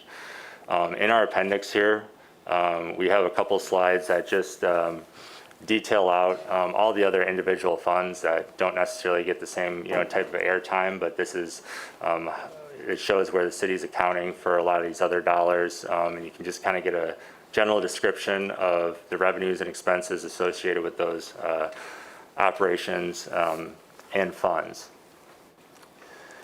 And so that does conclude our Citizens Guide this year. What I would like to say first, before we go any questions, I of course would like to reiterate Plant Moran's points that this is an extraordinary milestone for the team to put together, and we challenge ourselves this year to turn this timeline up one full month. So usually we're here in mid-January, and we got this turned around a month sooner. And I really want to acknowledge Kurt Rapoon, our new Deputy City Comptroller, and both Erica Bills, who supervises our team of accountants and is also a former internal auditor for the city. Of course, thanking all the comptroller staff and our colleagues in fiscal services, and the great team we have at Plant Moran helping us out. So that concludes the presentation. My team and I are both here if you have any questions. Great. Thank you, Comptroller, and thank you to Plant Moran. Also, thank you to Molly Claren, our CFO, for all of your hard work as well, and our treasurer, Mr. John Glubinski. So, commissioners, any questions or comments? It's very thorough. I appreciate seeing the information made easy to navigate and understand for community members who aren't super familiar with the city's budget. I think this is great. I'll be sharing this with my Mayor's Youth Council. I just met with them yesterday, and we talked at length about the city budget, so I think this will be really helpful for them as well. Commissioners, any questions or comments? Go ahead, Commissioner. Thank you, Comptroller, for this presentation. This report is easy to follow, and I'm usually confused, and it takes me a while to kind of digest so many numbers, but this is even better than last year, and each year it gets better and better, so thank you for that. I just have one question. I think on page 4, it's not your slide 4, though. Yeah, that one. So this one outlines, when you were on this slide, it prompted me to think about whether there was information that speaks to the city's, what I would consider a city investment in the economy of our community with like abatements. And so I wonder if there's a summary of such, because I think it, you know, as we have conversations with others about our investments into the economy of the city, I think it would be great to have something that says, and this is how we've been able to do that. And because we don't build businesses, you know, some of the tools that we have available to us allows others to be able to build businesses. Do we have anything like that? That's an excellent suggestion for us to include in the Citizens Guide in the future. I'm not sure if we have something immediately available on that, but if that's information you're looking for, we'd be more than happy to help you track that down and give you an update on that. Thank you. I think it would just tell another portion of the story. Thank Okay. you. Yeah, thank you for the suggestion. Mayor? Thanks. Oh, City Manager wants to respond, and then Commissioner. Yeah, and it may not be a CAFR for it in terms of just the actual financials, but more of an economic impact analysis of not only what the abatement has been, but the return on the investment and increase in income taxes, and perhaps that's something that can be done in conjunction with our economic development department and the CFO and the comptroller. Yeah. Great idea. Commissioner Sassi? Thank you, Mayor, and thank you, Comptroller, for the information. We get to hear a little bit more in our fiscal committee, and today one of the items that we had was around our diverse business certification, and in the memo, I just wanted to highlight this. In 2018, we had 24 MLBEs that were registered. By June of 2020, that had been increased to 49.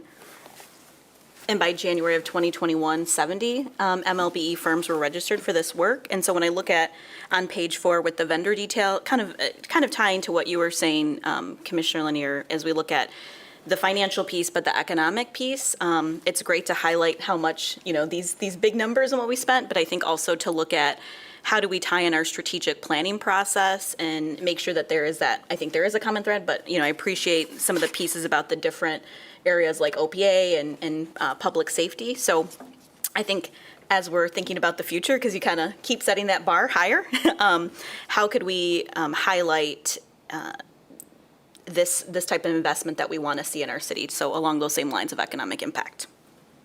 Yeah, that's a great suggestion, Commissioner. And yes, I'm sensing a theme, and we appreciate that feedback. And we will work to incorporate some of that information in the future.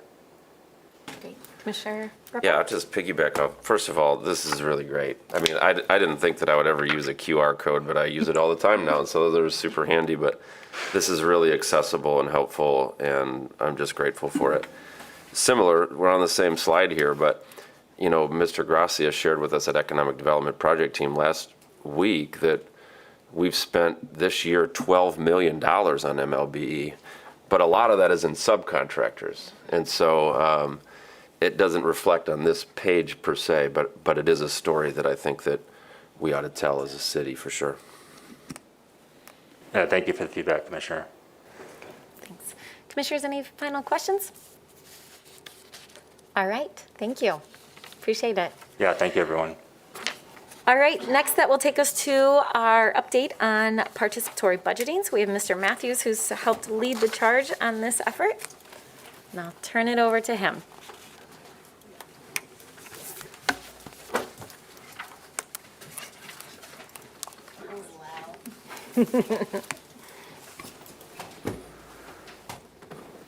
Well, last time I was up here, I had to do all of that myself. It just happened magically. Hello, Commission. Doug Matthews, I'm the Assistant City Manager. We've talked with you all about having a representative of the Participatory Budgeting Steering Committee come talk to you about where they're at, what they've learned, and what they might need. Just as a reminder, this steering committee was formed back, I want to say that we had our first meeting in August. Here's our list of appointees from each of you for the participatory budgeting process. We'd allocated $2 million across all 3 wards. That was $1 million in the 3rd, $600 in the 1st, and $400 in the 2nd. That would, we would solicit concepts from the community for how to spend that money, refine those concepts, and then put those concepts back out to each respective ward to actually vote on the projects that they want to see get done. This was all under the auspices of the ARPA eligibility requirements. In addition to the two that we've put forward, and this kind of goes into the learnings, we've put in about $110,000 in commitments from the general fund to be able to support some of the operational needs that the committee has found that are necessary for them to be able to do the work. So we were hopeful to have both of our co-chairs here, Michael Skolton and Lakia Jenkins. Lakia unfortunately had some obligations that she couldn't get out of. So I'd like to call Mr. Skolton up here, who's going to walk you through the rest of the presentation. Just sit forward when you're ready. Welcome. Thank you. Yeah, it's good to see you. Thank you for serving on this. You're welcome. Good morning, everyone. Sorry that Lakia's not here. It'd be a lot more dynamic and interesting if she was here. So we've got a couple slides to talk about what we've done, where we're going. And so thanks to Doug and the participatory budgeting consultants, we received a couple training sessions to understand about participatory budgeting in general. As a team, we've developed a PBGR rule book that's our guiding document on how this whole process needs to work and what we want to get out of it. With team support, we've developed branding, a website, project timeline, communication strategies, and then we began to work with our local organizations to start sharing and communicating. So where are we today? We're continuing to share information through our website, through events, through canvassing. We have had a soft launch of our idea portal submission. Really, that's to make sure that our ideas are reasonable and they're accessible to maybe experts on the process and people who have no knowledge of the process. So we do have 7 ideas submitted from some of those beta testing partners. We had an initial communication strategy with local orgs that was going to be a large number of orgs and not a lot of money. And we had meetings with them and we had really good feedback from them. And we've kind of had to reset a little bit about how we're going to do communication and how these orgs really want to do a good job for equitable communication. And so we're still working through that. And hopefully steering committee members are going to talk to each one of you individually to maybe talk through some of those things in more detail. Like Doug said, about $40K is allocated for that community engagement. And then we also needed to revise the project schedule. Our initial schedule had the engagement and idea submission process go through January. And a lot of our local orgs were concerned about doing good engagement through the winter with holidays, with COVID, and doing engagement right now in person is really, really hard. So we've responded to that feedback. Okay, so what's next on our radar? We want to reset on the contracts with partner organizations as part of that partnership. We want to roll out our idea submission more broadly across the entire city. And then we're also transitioning with our staff support. So Angelica Lee has done a great job supporting our communication strategy. But since we're kind of moving from strategizing to implementing, Kathy Harris, who you may know from the census, is coming in to help us with the implementation of project management. And that's really important. So what do we know? What have we learned so far? Resident engagement is difficult.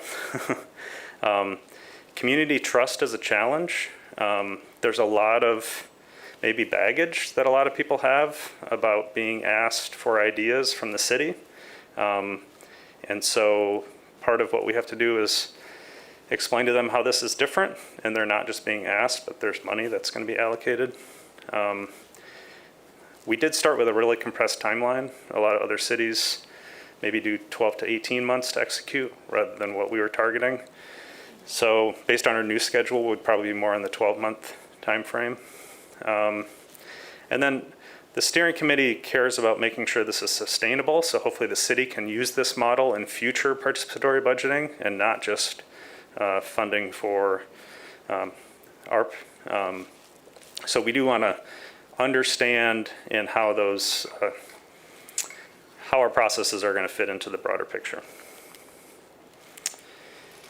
Okay, so at this point, I just want to say, you know, we've received really, really good support from the city staff. So Doug, Louis, Asante, Griselda, Joel helped us out with some voting questions. So to their credit, they've given us a lot of space to make our own decisions and learn our own lessons. So thanks to them. So what we're asking for is some additional time. The next slide is our extended schedule. We really want to look at additional funding options to do better engagement than what that 40K allocated is. And then as Lakia says, you know, we're building this airplane as we fly it. So please be patient with us. Part of giving us rope means that we're going to make mistakes. And so we appreciate that flexibility. So if you look at the way we thought about this originally was to try to situate the PB timeline into the city budget timeline, and we tried to finish things at relevant stages with regard to the city budget timeline, and that was really compressed. When we kind of reset and looked at our timeline with regard to the master plan timeline, with regard to neighborhood summit, with regard to large-scale events, it made more sense to extend the outreach and idea collection phase through May. That will allow kind of idea submission activities during the neighborhood summit, better outreach from our partners, and just better awareness overall. So if you look at the schedule, everything else is kind of the same length of time, but we're just sliding it back a little bit.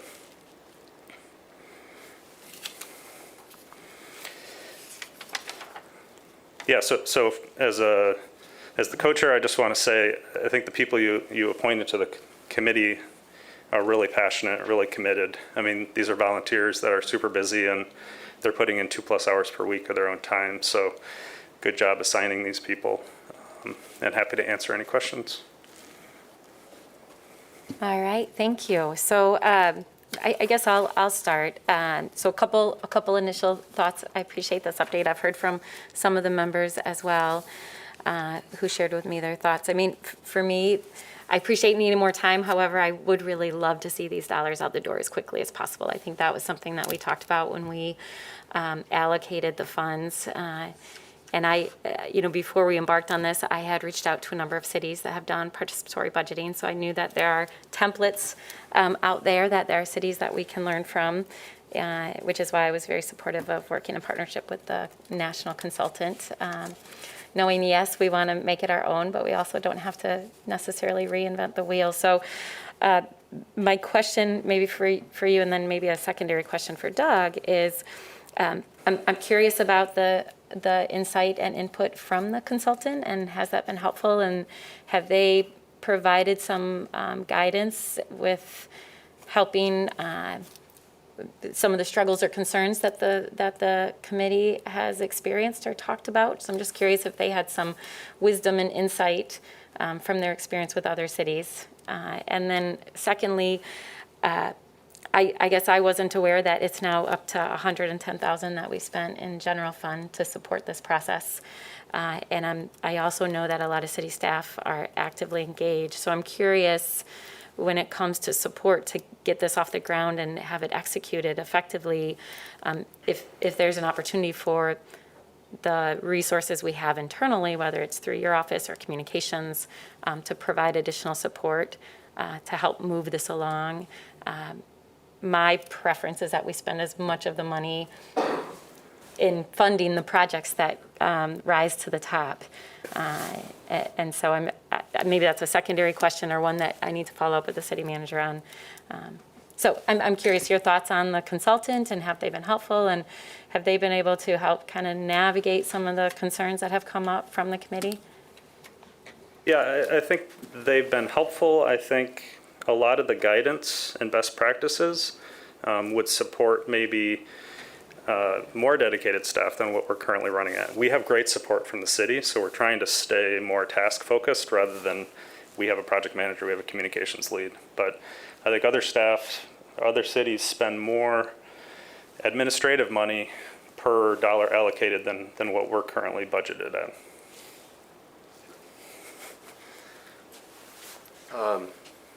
A couple of things. So it is true. I mean, there are communities that have brought on full-time staff just to do this work, but there are just as many communities that haven't.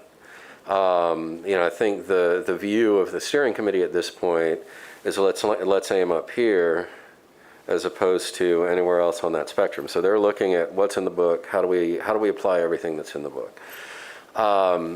The feedback that we last got from our consultant was pretty simple and straightforward, and it was in order to get started, you need to get started. If there's one observed struggle that we've seen, there's a real passion to make sure that every piece of this is done perfectly and done right. And even the experts have said that's an unattainable goal. Yeah, you need to get started on this. You need to try things, and then you need to adjust as you move along. And if there's one area where I feel like we continue to evolve, it's that. We've got to take a little bit of risk. We've got to get started on some things. We've got to try some things, like we've done with the submission form. Because that's going to inform how we move things forward. So I'd say that was the biggest takeaway from the last conversation that we had with the consultants, from our side at least. Okay, thanks. But I think the real tension here is on equity and equitable engagement. And if we default to just using the city communication to reach people, we know that there's underrepresented people that aren't going to be reached through the traditional city communications. So that's why we're trying to partner with local orgs who are tied into these underrepresented people better. And so it's really of how much do we really want to invest in equitable communications? That is I think the current tension. How well can we do equitable communications? So that's the tension. Well, and I think we have a template for doing that in the past. We did a lot of that work with the census work that we did, and I saw Kathy Harris has been identified, and $40,000 seems like a significant amount of funds to do that work, especially if it's for a 3 or 6 month period. So I absolutely support that, and I think the city has some good examples of that in the past that we've used. And we are using neighborhood match as a template, census engagement as a template. So we're trying to reuse existing structures. We're not trying to build things from scratch. Yeah, that's wise. City Manager and then Commissioner Lanier. Mayor, thank you. And thank you for your leadership and work and that has begun and still needs to be done. But I just want to say from the practical approach, that you all authorized a $2 million budget. We are already at 2.1 million.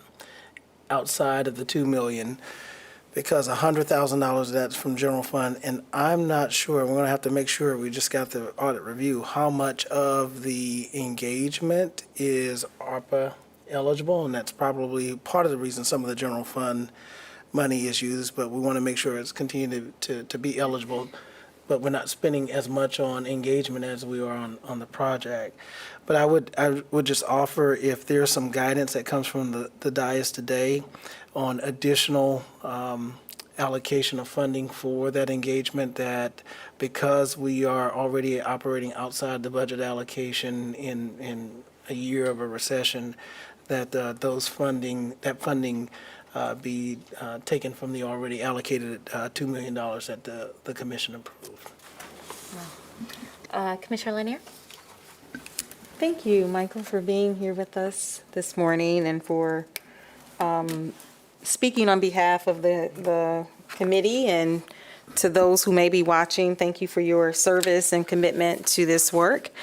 Thank you for the updated timeline for the work, and I know the three of us were on a meeting with the neighborhood associations a few weeks ago and kind of heard a little bit of feedback on some of what you provided here today. I have just a few questions, and one of them is tied to engagement. Thank you, Mayor, for your questions regarding engagement. And it actually came up in our community development meeting earlier today as it relates to utilizing existing information that we have from a variety of current plans to what I would consider to reduce, this 6-7 month engagement, proposed engagement schedule down, because I think what I'm hearing frequently is that the community is engaged and there's engagement fatigue, and what the community is looking for is action. And there are really what I would consider grassroots reports out there from engagement. So it speaks to the equitable engagement concern that I think the committee may have. And there may be neighborhoods that there's very little engagement, and so you'll need to, because we're not trying to do things blanketly the same across the city, that you may have to do, the strategy may need to be different. But where there has been recent reports with already good ideas of what could be done in very specific communities, why not? And I don't know if you guys have had this conversation or not, but why not go back to the community to say, these 4 or 5 plans, there's been engagement over the past, 3-4 years. Here are some of the ideas. Here's how much money we have. Let's talk about those things, as opposed to, hey, what do you think? And then coming back to circle back to say, here's what you told us a few months ago. So that's one question. The other is, I know that there was a deadline last month with contracts needing to be signed with the neighborhood groups. So in light of a change in schedule, I'm just curious to know how many of those contracts were signed, and what now are we going to do with that if we are looking to change the relationship that we're considering with neighborhood partners who may decide to help us with engagement. So to the second question, I think maybe 5 or 6 of the partners that we sent out signed it. And then a bunch of them had a lot of questions. And so we've extended the deadline. We're looking at modifying the agreement to be more specific and less generic. To the first question, absolutely. A lot of the steering committee members have experience being part of those engagement, especially in the 3rd Ward. As part of our idea submission template, we have the idea of, has this idea come up in a previous engagement? And so we want to find a way to elevate those and put those for a final vote, those ideas that have already been developed, provided they meet ARP guidelines. Okay, so I would expect, say for my neighborhood, the South Division Corridor, bid SID, are going to submit some ideas that they've already solicited through this process, and so there's already ideas in the pipeline. Same thing with Southtown, right? And so there's probably way more than $2 million of ideas in the pipeline. So maybe this first round is going to be a lot of ideas that are already in the pipeline, but we're trying to build a sustainable thing. And if we just do an ad hoc thing in round 1, then the next steering committee is going to have to redesign it completely. And so that's kind of our perspective. So that I'm clear, I'm looking at your timeline here. So help me to understand the submission piece. So when would submissions take place? Idea submission started about 2 weeks ago. Okay. And so we've gotten some submissions from, I don't remember the organizations, but we've gotten submissions of ideas that have already been in the pipeline, right? Okay. There are neighborhood organizations who have lead reduction ideas that are already in the pipeline, right? And so that's eligible. I wasn't aware that the idea portal had been launched. Can you send that to the full city commission? And just to clarify, so the There hasn't been a formal launch of the portal. Okay. But it is open right now. What we wanted to do was avoid the misstep that we had with contracts, which is let's broaden the scope of the conversation. So we asked each one of the committee members to send the form to 3 to 5 of their trusted agents Okay. and ask them for feedback. So That was the ones beta that you talked about a little bit earlier. Okay. Correct. So that's what's out there now. Now that we've got that feedback, my intent at least would be to put that in your hands so that we can expand it a little further, with the idea that we're really going to do the full-throated push when we get back after the holidays. So that's been our target, but we needed that intelligence. What we didn't want to do is launch the program and then get a bunch of feedback that this thing isn't working like we want it to. Sure. So then walk me through, if you could, Michael, the timeline here. So once the portal is open after the beginning of the year, through May, entities, individuals can submit ideas. Yep. And that is what is being considered outreach and engagement. And you'll have someone, Kathy Harris or whomever, will be actively making sure that people know that they can submit through the portal. Yep, sorry to interrupt. Yeah, No, you're through, fine. Through city communications and through our local organizations. So probably these local organizations might have, brainstorming idea sessions with their constituents, depending on the way they best do engagement is what we want them to do, right? And so it's going to be different for different organizations. Okay, and so we'll be doing that from January through May. And then if I'm understanding your timeline correctly, then in May, there will be projects that were submitted that will be then awarded in some way. We have to do a down select. Okay. And so let's say we have 100 ideas submitted in the first ward. We ultimately need to get down to about a dozen for public voting, and then we have to do some further development. So that idea does not need to be a fully birthed project plan. It can be, we're allowing people at 13 and up to participate here, so we didn't want to put too much on the front end to prevent people from participating. So we've got about 2 months to down select from 100 to 12, and then to develop those 12, working with city departments to understand, basically something that can be scoped, something the city can bid out. And so Sure. hopefully, yep. Okay, and then that down selection is this project voting and selection window in April? That's what you're Yeah, then also we're looking referring at to as down selection? like a 1 week vote. Okay. And we're still strategizing with Joel on how to do this. Probably going to be in-person voting at cities, like a handful of city sites. So each step we're concerned about making sure the process is equitable. And so we're going away from the easy thing in a lot of cases because we want to prioritize equity. So we're not going to do online voting because that's not necessarily going to be equitable through the city.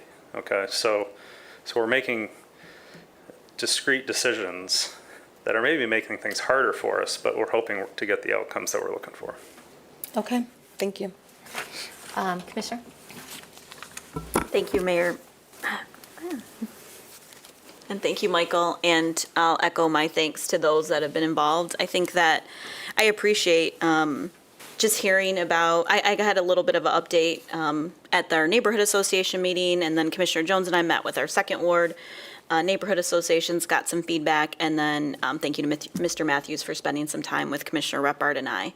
I think whenever you do something new and different, there is going to be tension points, and I would just like to say I'm committed to seeing this through. I also sort of am excited about the action and things moving forward. I think we're in that tension point of you want to do things equitable, and also you have to start somewhere. And I kind of was looking at Ms. Stout earlier about the neighborhood match fund, right? And so where that was initially and where it is today, there's obviously changes, right? And I think it is imperative to all of us and city staff to say, we're committed to seeing this.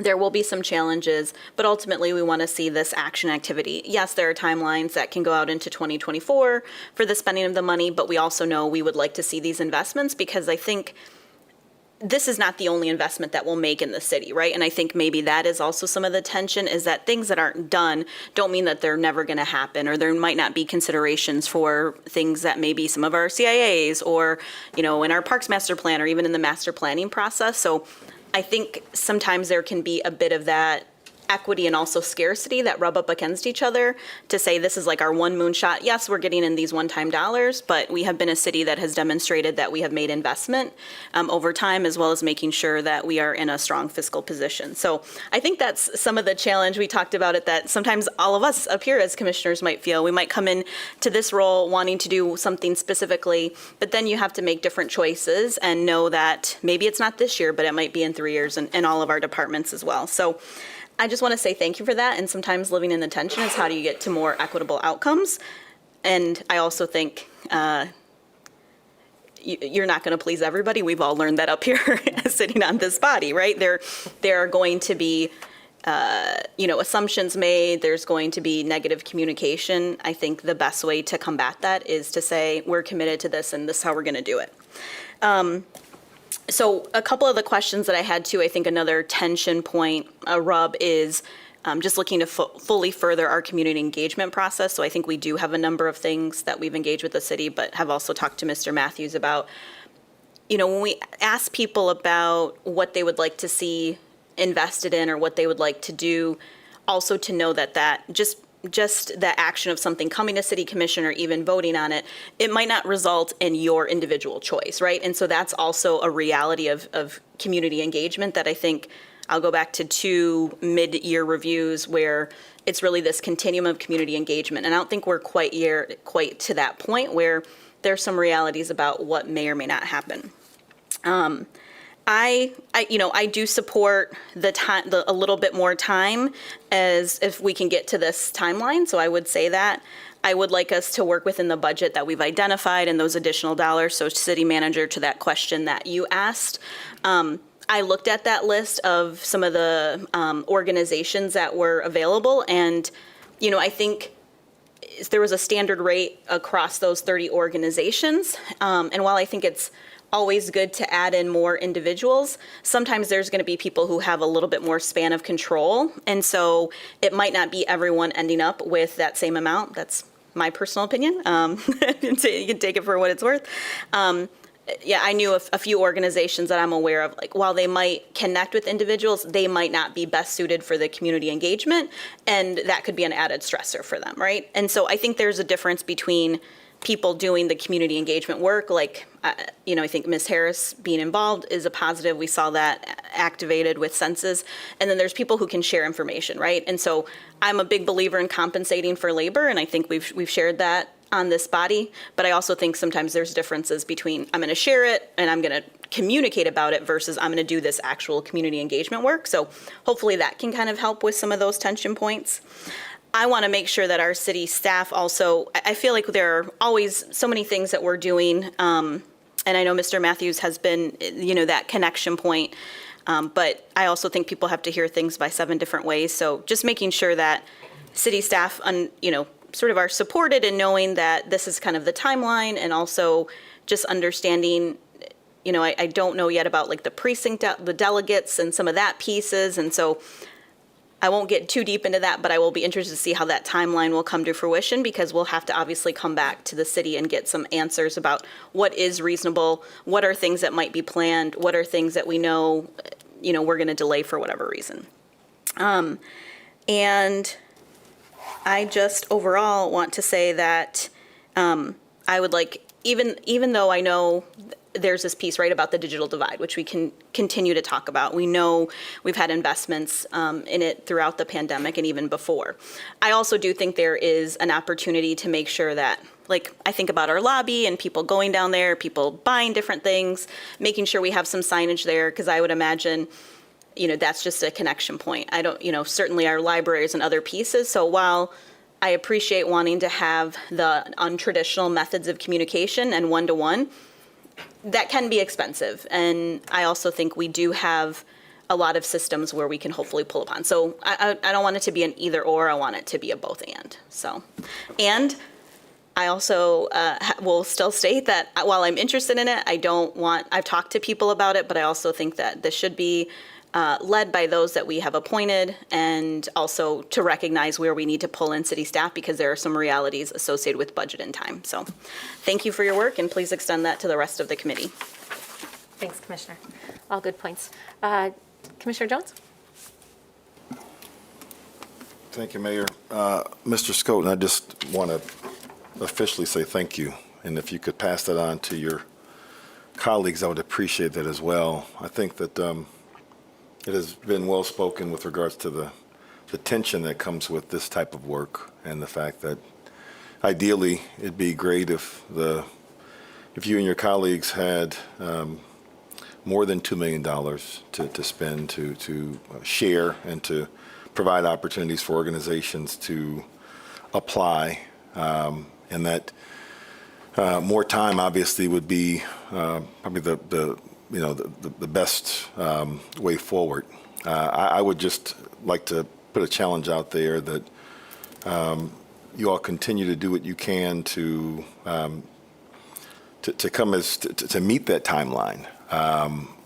To the mayor's point, I think that there is the desire to want to get the money out of the door to fund organizations who are ready to apply. I know for me, when we talked about doing this in the beginning, part of my thinking has always been this is probably the best opportunity for organizations who historically have not been able to get to the table and maybe are usually underfunded, or just, again, they miss out. And so here's an opportunity to tap into some resources and to provide a service. And so I just want to, again, encourage you to do all that you can to, there's no doubt that perhaps this was maybe seen as unrealistic to be able to pull off in the time that we have suggested. But I do think that there ought to be, and I'm not saying that this is the case, but engaging with a sense of urgency in terms of getting the money out. But also, again, the absolute tension and perhaps having a history or of trying to engage in a process like this and do it in a way that is fair and equitable. And then, as my colleague Commissioner Lanier has stated, I do think that the ideas are out there, the answers are out there. I think we've seen them on paper, we've heard them. And so what is it that we can do with that which has already been published and spoken? How can we look to address some of those requests, right? Because this is, I think, all in all, and it hasn't just been the city, but there has been significant efforts over the years to engage community, to get answers, to get suggestions, and the community's responded. I think part of the fatigue is the community is probably saying, we already told you, or, and that gives off the impression that we're not listening. And so that's the tension on our part, I would suggest. And so, again, you are in a position where it is clearly difficult because, you don't have all the answers. And at the end of the day, you're working in community, and you're trying to do it in a very authentic way. And so, again, I just want to say thank you. And whatever, again, we can do, please, let us know. But I also know that again, even engaging with city staff, there is perhaps the idea that from time to time that this is something that should be done, without city staff or without the city, period, if it's going to be a real authentic community effort. But to my colleague, Commissioner Yasasi's point, I think the benefit of having staff at the table is the staff is always, they're very much aware of the realities, whether it's cost, whether it's timeline. And so I think it's of great benefit to have staff at the table. And I think that we're fortunate to be able to have, I think Doug has availed himself well and I think tried to lead or be there in a way that he's not in the way. And so I'm appreciative of that. But again, I just want to end the way I began, which is say thank you and Lakia for your leadership in this effort. Yeah, I think one of the big transitions is, we've said we want to steer the boat, we don't want to row the boat. And so Kathy is going to be the one, driving the ship. And so that hopefully we can be more of an oversight, directional type input. I think one thing that the commissioners can do, you do have those specific connections to engagements that's already occurred. So when Doug sends you that idea submission link, please do reach out to your existing networks and talk to those individuals who have ideas and have provided them and say, hey, go do this, right? So that would be great if you all could help us with that. Great, thank you. Thanks. Commissioner Ruppert? Yeah, thanks, Mayor. I'll try to be brief, but this is really important to me, and I really want it to be successful. But first, thanks, Michael. You gave us another hour and a half of your time after giving us many hours over the past few months. And I also want to say thanks to the Assistant City Manager, Doug Matthews, for the conversation we had. I'm pleased to hear that the staff that the committee is feeling supported by the staff. I knew that would be the case, but it's good to just hear that. And it really is a solid team, and I'm so thankful for it. And as I think about this process, I am reminded of the early conversations around the Neighborhood Match Fund. And our first application for the Neighborhood Match Fund was not simple, and we got a lot of feedback. And so then we made it simple. So I do appreciate the beta testing. I think that that's going to pay dividends. I think that I am so grateful that the steering committee is willing to take the time to think about what does an equitable engagement look like, because that's going to be a conversation that will set up our master planning engagement for even greater success. Building capacity in these whatever organizations we choose is going to bear fruit in our other processes as well. So I'm thankful for that. I do want to affirm, I think that the city manager, that your request around funding is reasonable. I'm thankful that we've been able to find some extra resources in the general fund. And I think it's a reasonable request that if we do need more money, that it either comes out of that $2 million or it's found outside of the city. And I just want to affirm this timeline for a couple of reasons. Your request was to be patient. I'm very willing to be patient around this so that we can get it right. But I do think that timing the distillation of ideas with the neighborhood summit is going to be a great thing. To take that 100 down to 12, that's not easy to do. And I also think one thing that's not on this sheet, I think the original idea was, maybe we didn't fund this idea, but then we could consider it for our future budget.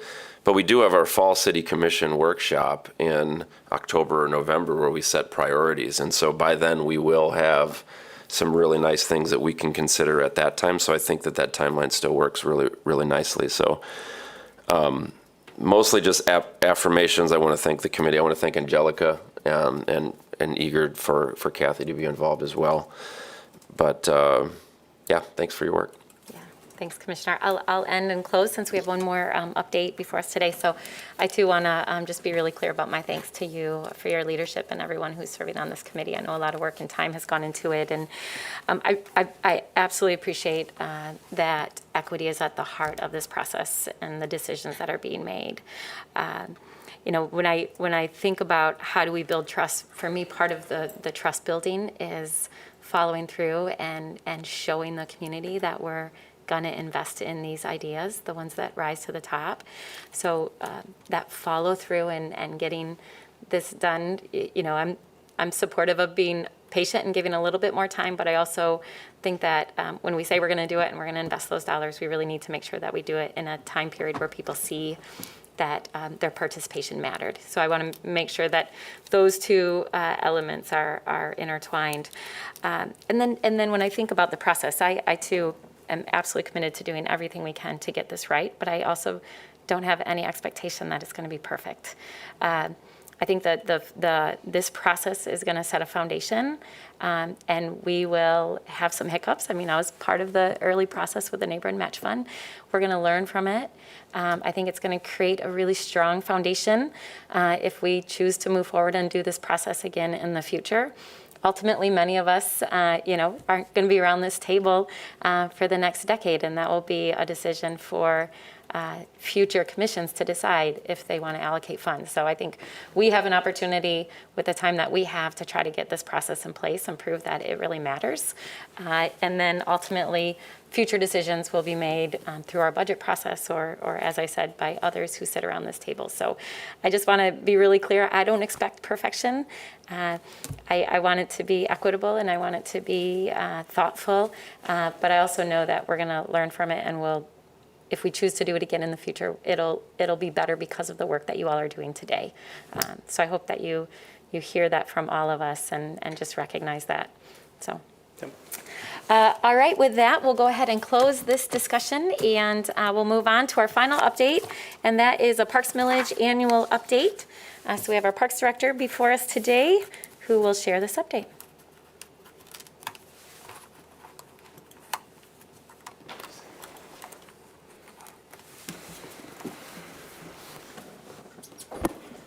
Okay, good morning, Mayor, Commissioners, and City Manager.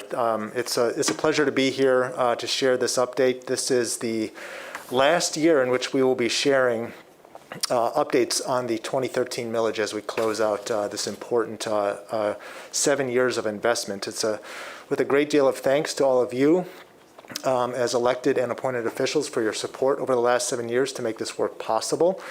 It's with a great deal of thanks and appreciation, too, to the residents of Grand Rapids for their support of confidence in these investments to the park system. This last year, we've updated 17 park projects. Some of those are still under construction. Some will be going under construction over the course of the next spring season. The total investment over the last year has been a little bit over $4.4 million. And as always, we've been very intentional about engaging with a number of residents in the design process of these important investments. This year alone, we had a little over 1,000 resident voices engaged in that design process with COVID and the COVID pandemic. Much of that engagement was done online, but done so successfully. We've got 2 remaining projects that you see here on the list that have not yet started. Those include a Noboan Park in downtown. We're working very hard to make that alignment just right with the river restoration work. And then Sullivan Field on the west side of Grand Rapids, where we're lining up a number of important nonprofit and public partners to support that work. So all in, we've had roughly $27 million of millage funding investment that has been poured into all 75 of our city parks. We wanted to just highlight a couple of these important projects, some of which you have seen personally at grand openings or ribbon cuttings. Ken O'Shea in the upper left-hand corner of your slide there is an important new investment. This was done in partnership with Grand Rapids Public Schools. The City of Grand Rapids also really received a number of important grant dollars that were infused into this project as well, both from the state of Michigan and from organizations like the National Recreation and Park Association. Roberto Clemente Park in the First Ward was just completed this year. This is a really important park project where we tested a number of new ideas, again with investment from the state of Michigan, but also with support from our Environmental Services Department here in the city of Grand Rapids to bring stormwater quality control aspects to this important project. Worth highlighting here is that this restroom facility is one of the first in our park system that is an all-gender restroom facility. This has been very widely received and greatly appreciated, and one that I anticipate investing in more of throughout the park system over the number of years. Burton Woods in the lower left-hand corner, a smaller and less known park, but equally as important. We're bringing some new investments and new play pieces to this for families and children, as well as Kensington Park in the southwest side of our city, where we've brought in some new fun and whimsical play pieces to that important park space. Coming up next year, we've got a number of important projects that will be taking place. 4th Street Woods on the far west side, not too far away from Sullivan Field. We'll be coming in with some new log play, nature-based play pieces as well. Mulek Park in the 3rd Ward, we will continue to make some new investments. This will be done in partnership with the Junior League of Grand Rapids, where they are pouring $25,000 of donated funds into this park improvement project. in addition to $25,000 coming from Sinclair Recreation. Sweet Street Park up on the northeast side of the city. This too is a park directly adjacent to a GRPS school site, and so we've had the ability to invest in both some of their assets and some of our own for the greater community benefit and good. Hillcrest Dog Park is another one that will be going under construction. Fun little project here where we'll actually be bringing some nature-based play for dogs and for families and children as well. So a fun little project to keep an eye out for in the future. Over the last 7 years, I touched on the fact that we've invested a little over $27 million of tax millage dollars. That has been matched by just over $24 million of outside leveraged funding. That has come from the state of Michigan. It's come from private foundations. On this list this last year, we've received a significant amount of contributions from the Downtown Development Authority to support important park improvement projects in the downtown core and along the riverfront.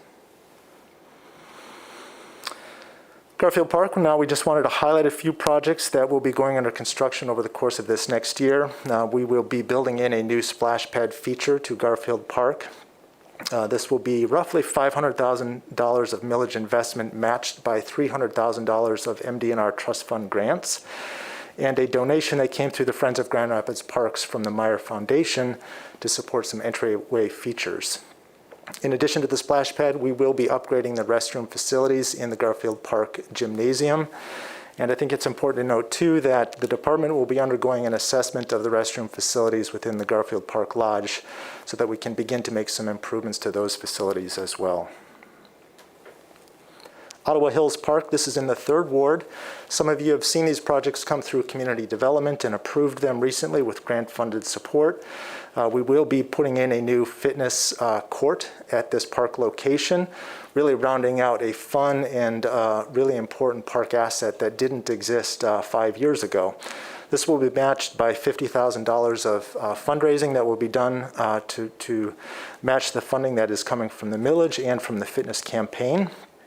In addition to this, we will be adding in a new restroom building and repaving parking lots and adding new site amenities. So millage investment here for this project is coming in a little over $150,000, matched again by an MDNR grant of nearly $300,000. Riverside Park, we will be coming with some really great improvements. Again, another first in the Grand Rapids Park system with a accessible kayak launch that will be built into the lagoon space along the Grand River.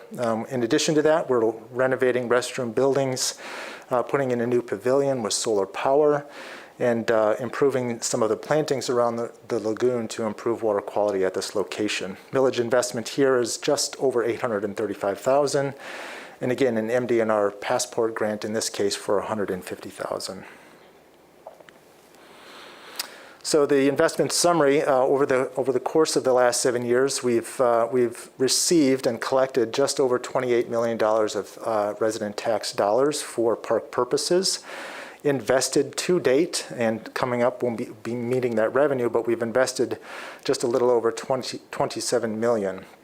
Again, this has been leveraged by outside funding of a little over $24 million for a total investment over the last 7 years of a little over $51 million.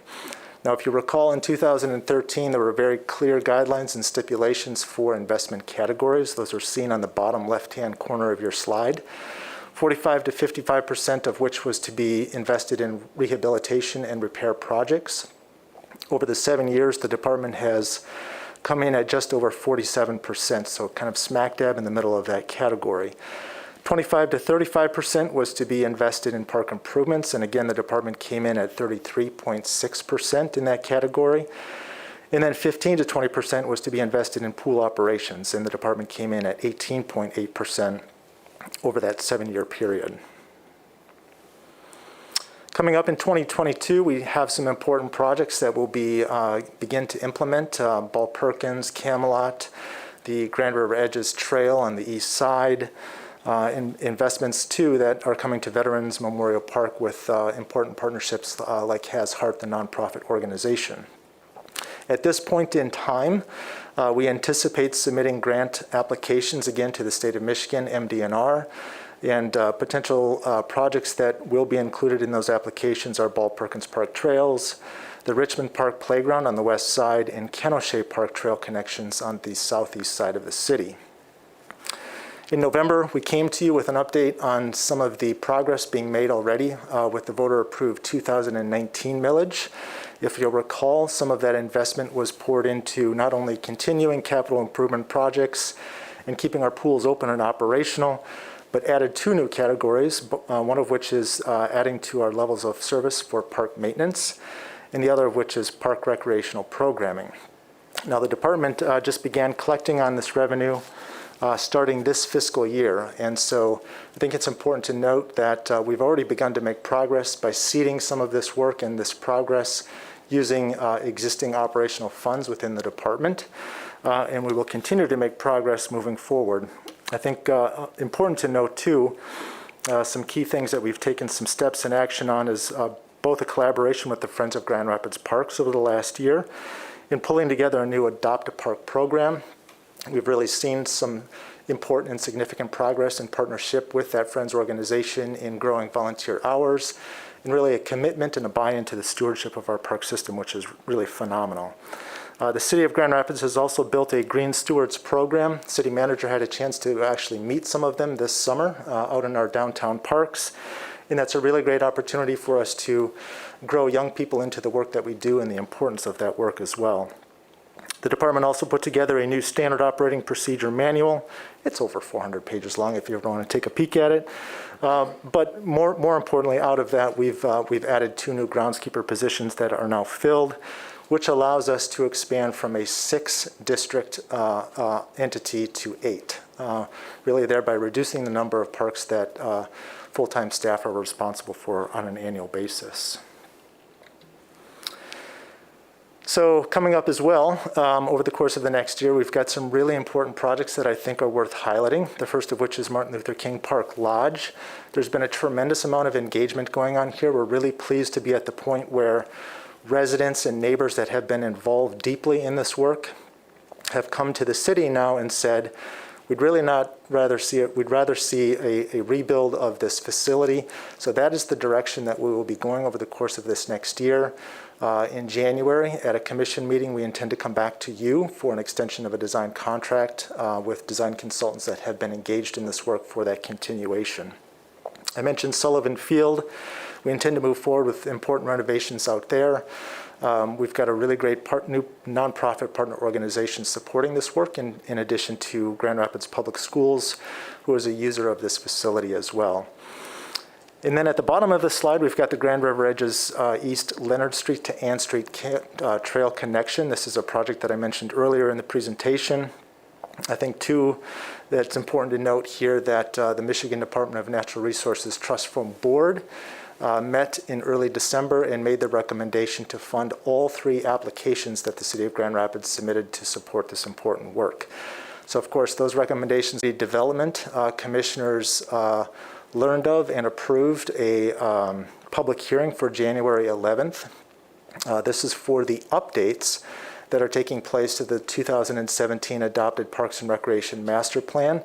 And I would like Ms. Enriquez to walk us through very briefly what some of those updates will entail. Thank you and good morning. So in 2017, the city approved the Park Strategic Master Plan. So it was the first strategic master plan that the department had done to date, and it focused on new department mission, vision, and values, as well as setting up an ecological framework for the department and for the park system. The 4 goals that we had for that master plan, we're looking at a connected network, so the connection between all of our park spaces, a healthy community, so understanding that Parks and Rec is vital for both the mental, emotional, and physical well-being of our community. Looking at neighborhood investments into that park system, and then finally the sustainable system. So looking at sustainability when it comes to our park spaces, as well as our operations and maintenance. So now, we're 5 years past that 2017 plan. The Michigan Department of Natural Resources requires that we have an updated 5-year plan on file in order for us to stay eligible for grants. And as David had mentioned, we've been extremely successful in getting a lot of those trust fund and passport grants, so it's really important for us to stay on that eligibility list. Here's a list of the updates, a focused update from that 2017 plan. So we added some information about the 2019 millage that passed, as well as our new equity-centered 5-year capital plan that we have. We updated, inventory, staffing, and projects that we've completed to date in the past 5 years. We talk about the roles of Parks and Rec during the past 2 years during the pandemic. We updated our accessibility and equity information through our park system and our department. We also integrated the 2019 strategic plan from the city. And then we talk about the engagement that we've done over the past 7 months, as well as the 4 park case studies. And finally, the goals listed here are the exact same goals from 2017, so those did not change. So community engagement, we try to partner with as many existing engagement events that are happening as possible. We did a PhotoVision Instagram campaign at the start of our engagement. We worked with Public Agency. They are the equity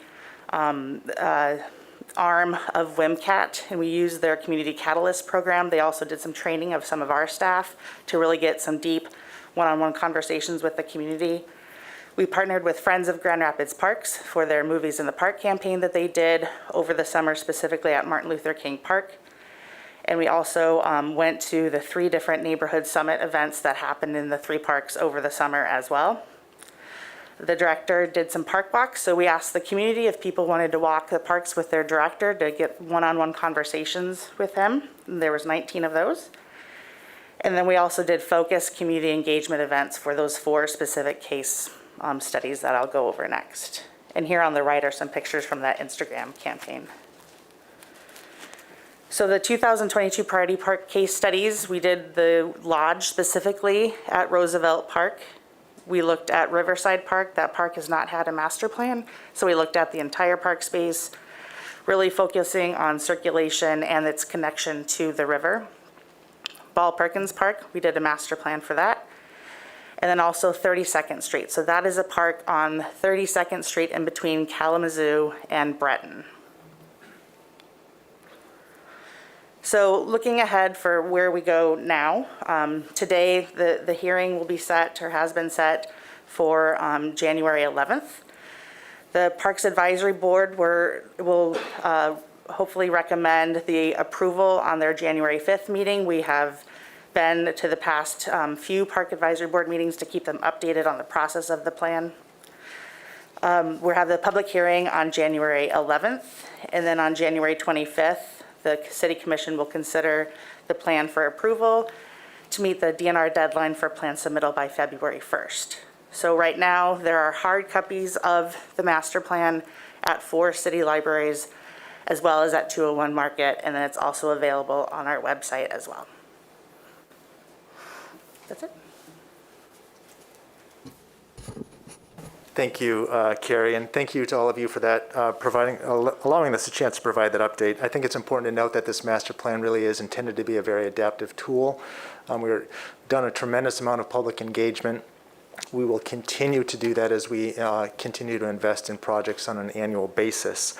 This plan does carry forward our mission and vision from 2017, the adopted plan, but also looks very specifically at equity, accessibility, and making sure that we're in direct alignment with the city's strategic plan. Thank you. So I'll open it up for questions, commissioners, then we'll break and go down to executive session. David, I have 2 questions. In looking at the priority projects for next year, I don't see Plaza Roosevelt on here. Can you provide an update? I recall we just received a MDNR trust fund. We did, yep. So along with those 3 segments for the Leonard to Ann, we received partial funding for the acquisition of the Plaza Roosevelt. And so now it is continuing into design phase, so that'll just start in this January. We've been working with a bunch of community partners as well as a steering committee that was selected. And so we will work with design hopefully through this summer and then into the fall. The one point is we can't purchase the property until we get that official money from the DNR, which wouldn't be until June. So we're just kind of waiting a little bit on that official notification that we have received the money to move forward. Okay. I know, I've talked to my colleagues in the First Ward, that's a priority. Every time I drive by there and see the beautiful brand-new school and the houses around that space and the children in that neighborhood, and then to see that space sit there, so. And our CIA approved a gift to support the purchase at our last meeting last week, which is great. Yeah, I mean, in my opinion, we know the funds are coming in June. It'd be nice if we could get as much of that work done as possible so that we can get moving on that project as soon as possible. And then my other question is related to park acquisition. Are there some plans over the next couple of years to continue to look at our neighborhoods that are deplete green space and identify potential parcels for acquisition? Yes, there are. Over the course of this last year, I think in addition to Plaza Roosevelt, we've added, I'm going to get the number correct, close to 30 acres of land to the park system this year. We do have other parcels that we are reviewing currently under the same guidelines that the Park Advisory Board has adopted, and we'll be coming forward to City Commission with updates over the course of the next year on some of those properties as well. Great. Great. Glad to hear that. Thanks. Commissioners, any questions or comments before we close? All right. Oh, City Manager, any comments over here? City Manager, you want to close us out, and then we'll Yes, head down to 601. I want to thank David and Carrie for this presentation. And I'm really excited about the next 5 years in the master planning process for the Parks Department. And I challenge the staff to incorporate a couple of bold things in both. We want to certainly maintain our current park access and amenities and do a better job in increasing the maintenance. But I think there are some things that we can do in our parks that would differentiate us as a destination, not only for our residents, but also for visitors. And two things. One, I think there's an opportunity to, as we talk about us being a year-round city, Four Seasons city, to look at our golfing amenities and to see what we can do to have an experience for golfers year-round, like other communities who have either, Top Golf or some type of covered golf range, as we look to update some of the assets on our course, either city funded or developed on our property or in partnership with other community partners. So really, really think that would be another distinction of our community if we were able to offer that to both residents and visitors. Secondly, as we look at some of our community assets and trying to provide more cultural experiences that would allow visitors to not only experience downtown, but when they get to Grand Rapids, go into some of our residents and our wards and patronize businesses that are in their districts, particularly where we have people of color who made historical contributions. And one of the underdeveloped assets that I think we have is our boxing legacy here in Grand Rapids. I know that at the MLK Lodge, there was a ring that was used by community members. We have the statue of Stanley Ketchel on Bridge Street, but we have a legacy of boxing families here in Grand Rapids. I was just listening. You have the Mathis family, the Mayweather family, the Tucker family, James Toney and his family, and there are probably more champions that have come out of the boxing sport per capita, Grand Rapids even more so than Flint and Detroit. Detroit has Joe Louis. So I would hope that if not city-led but city-supported, that we look to establish some kind of cultural asset in the community that would both bring recognition to our city, but also would be support in helping bringing visitors to businesses outside of the downtown area or anywhere in Grand Rapids. So I'm looking forward to working with the department and community partners as well as commissioners to look into those plans more specifically. All right, thanks, City Manager. And I'll just close by saying thanks to the Parks Department, also to those who serve on our Parks Advisory Committee, as well as Friends of Grand Rapids Parks. So they are key partners, not just in the work that we've done around the millage, but in raising dollars and activating our park spaces. I know some of us were out this weekend in our parks. Friends put on a number of luminary walks, and we want those spaces to be activated, and we want people to get out and enjoy them. So appreciate everyone's work on this, and with that, we will adjourn our morning meeting, and we'll go downstairs to executive session. Commissioners, why don't we just take like a 5-minute break, and then I'll see you downstairs.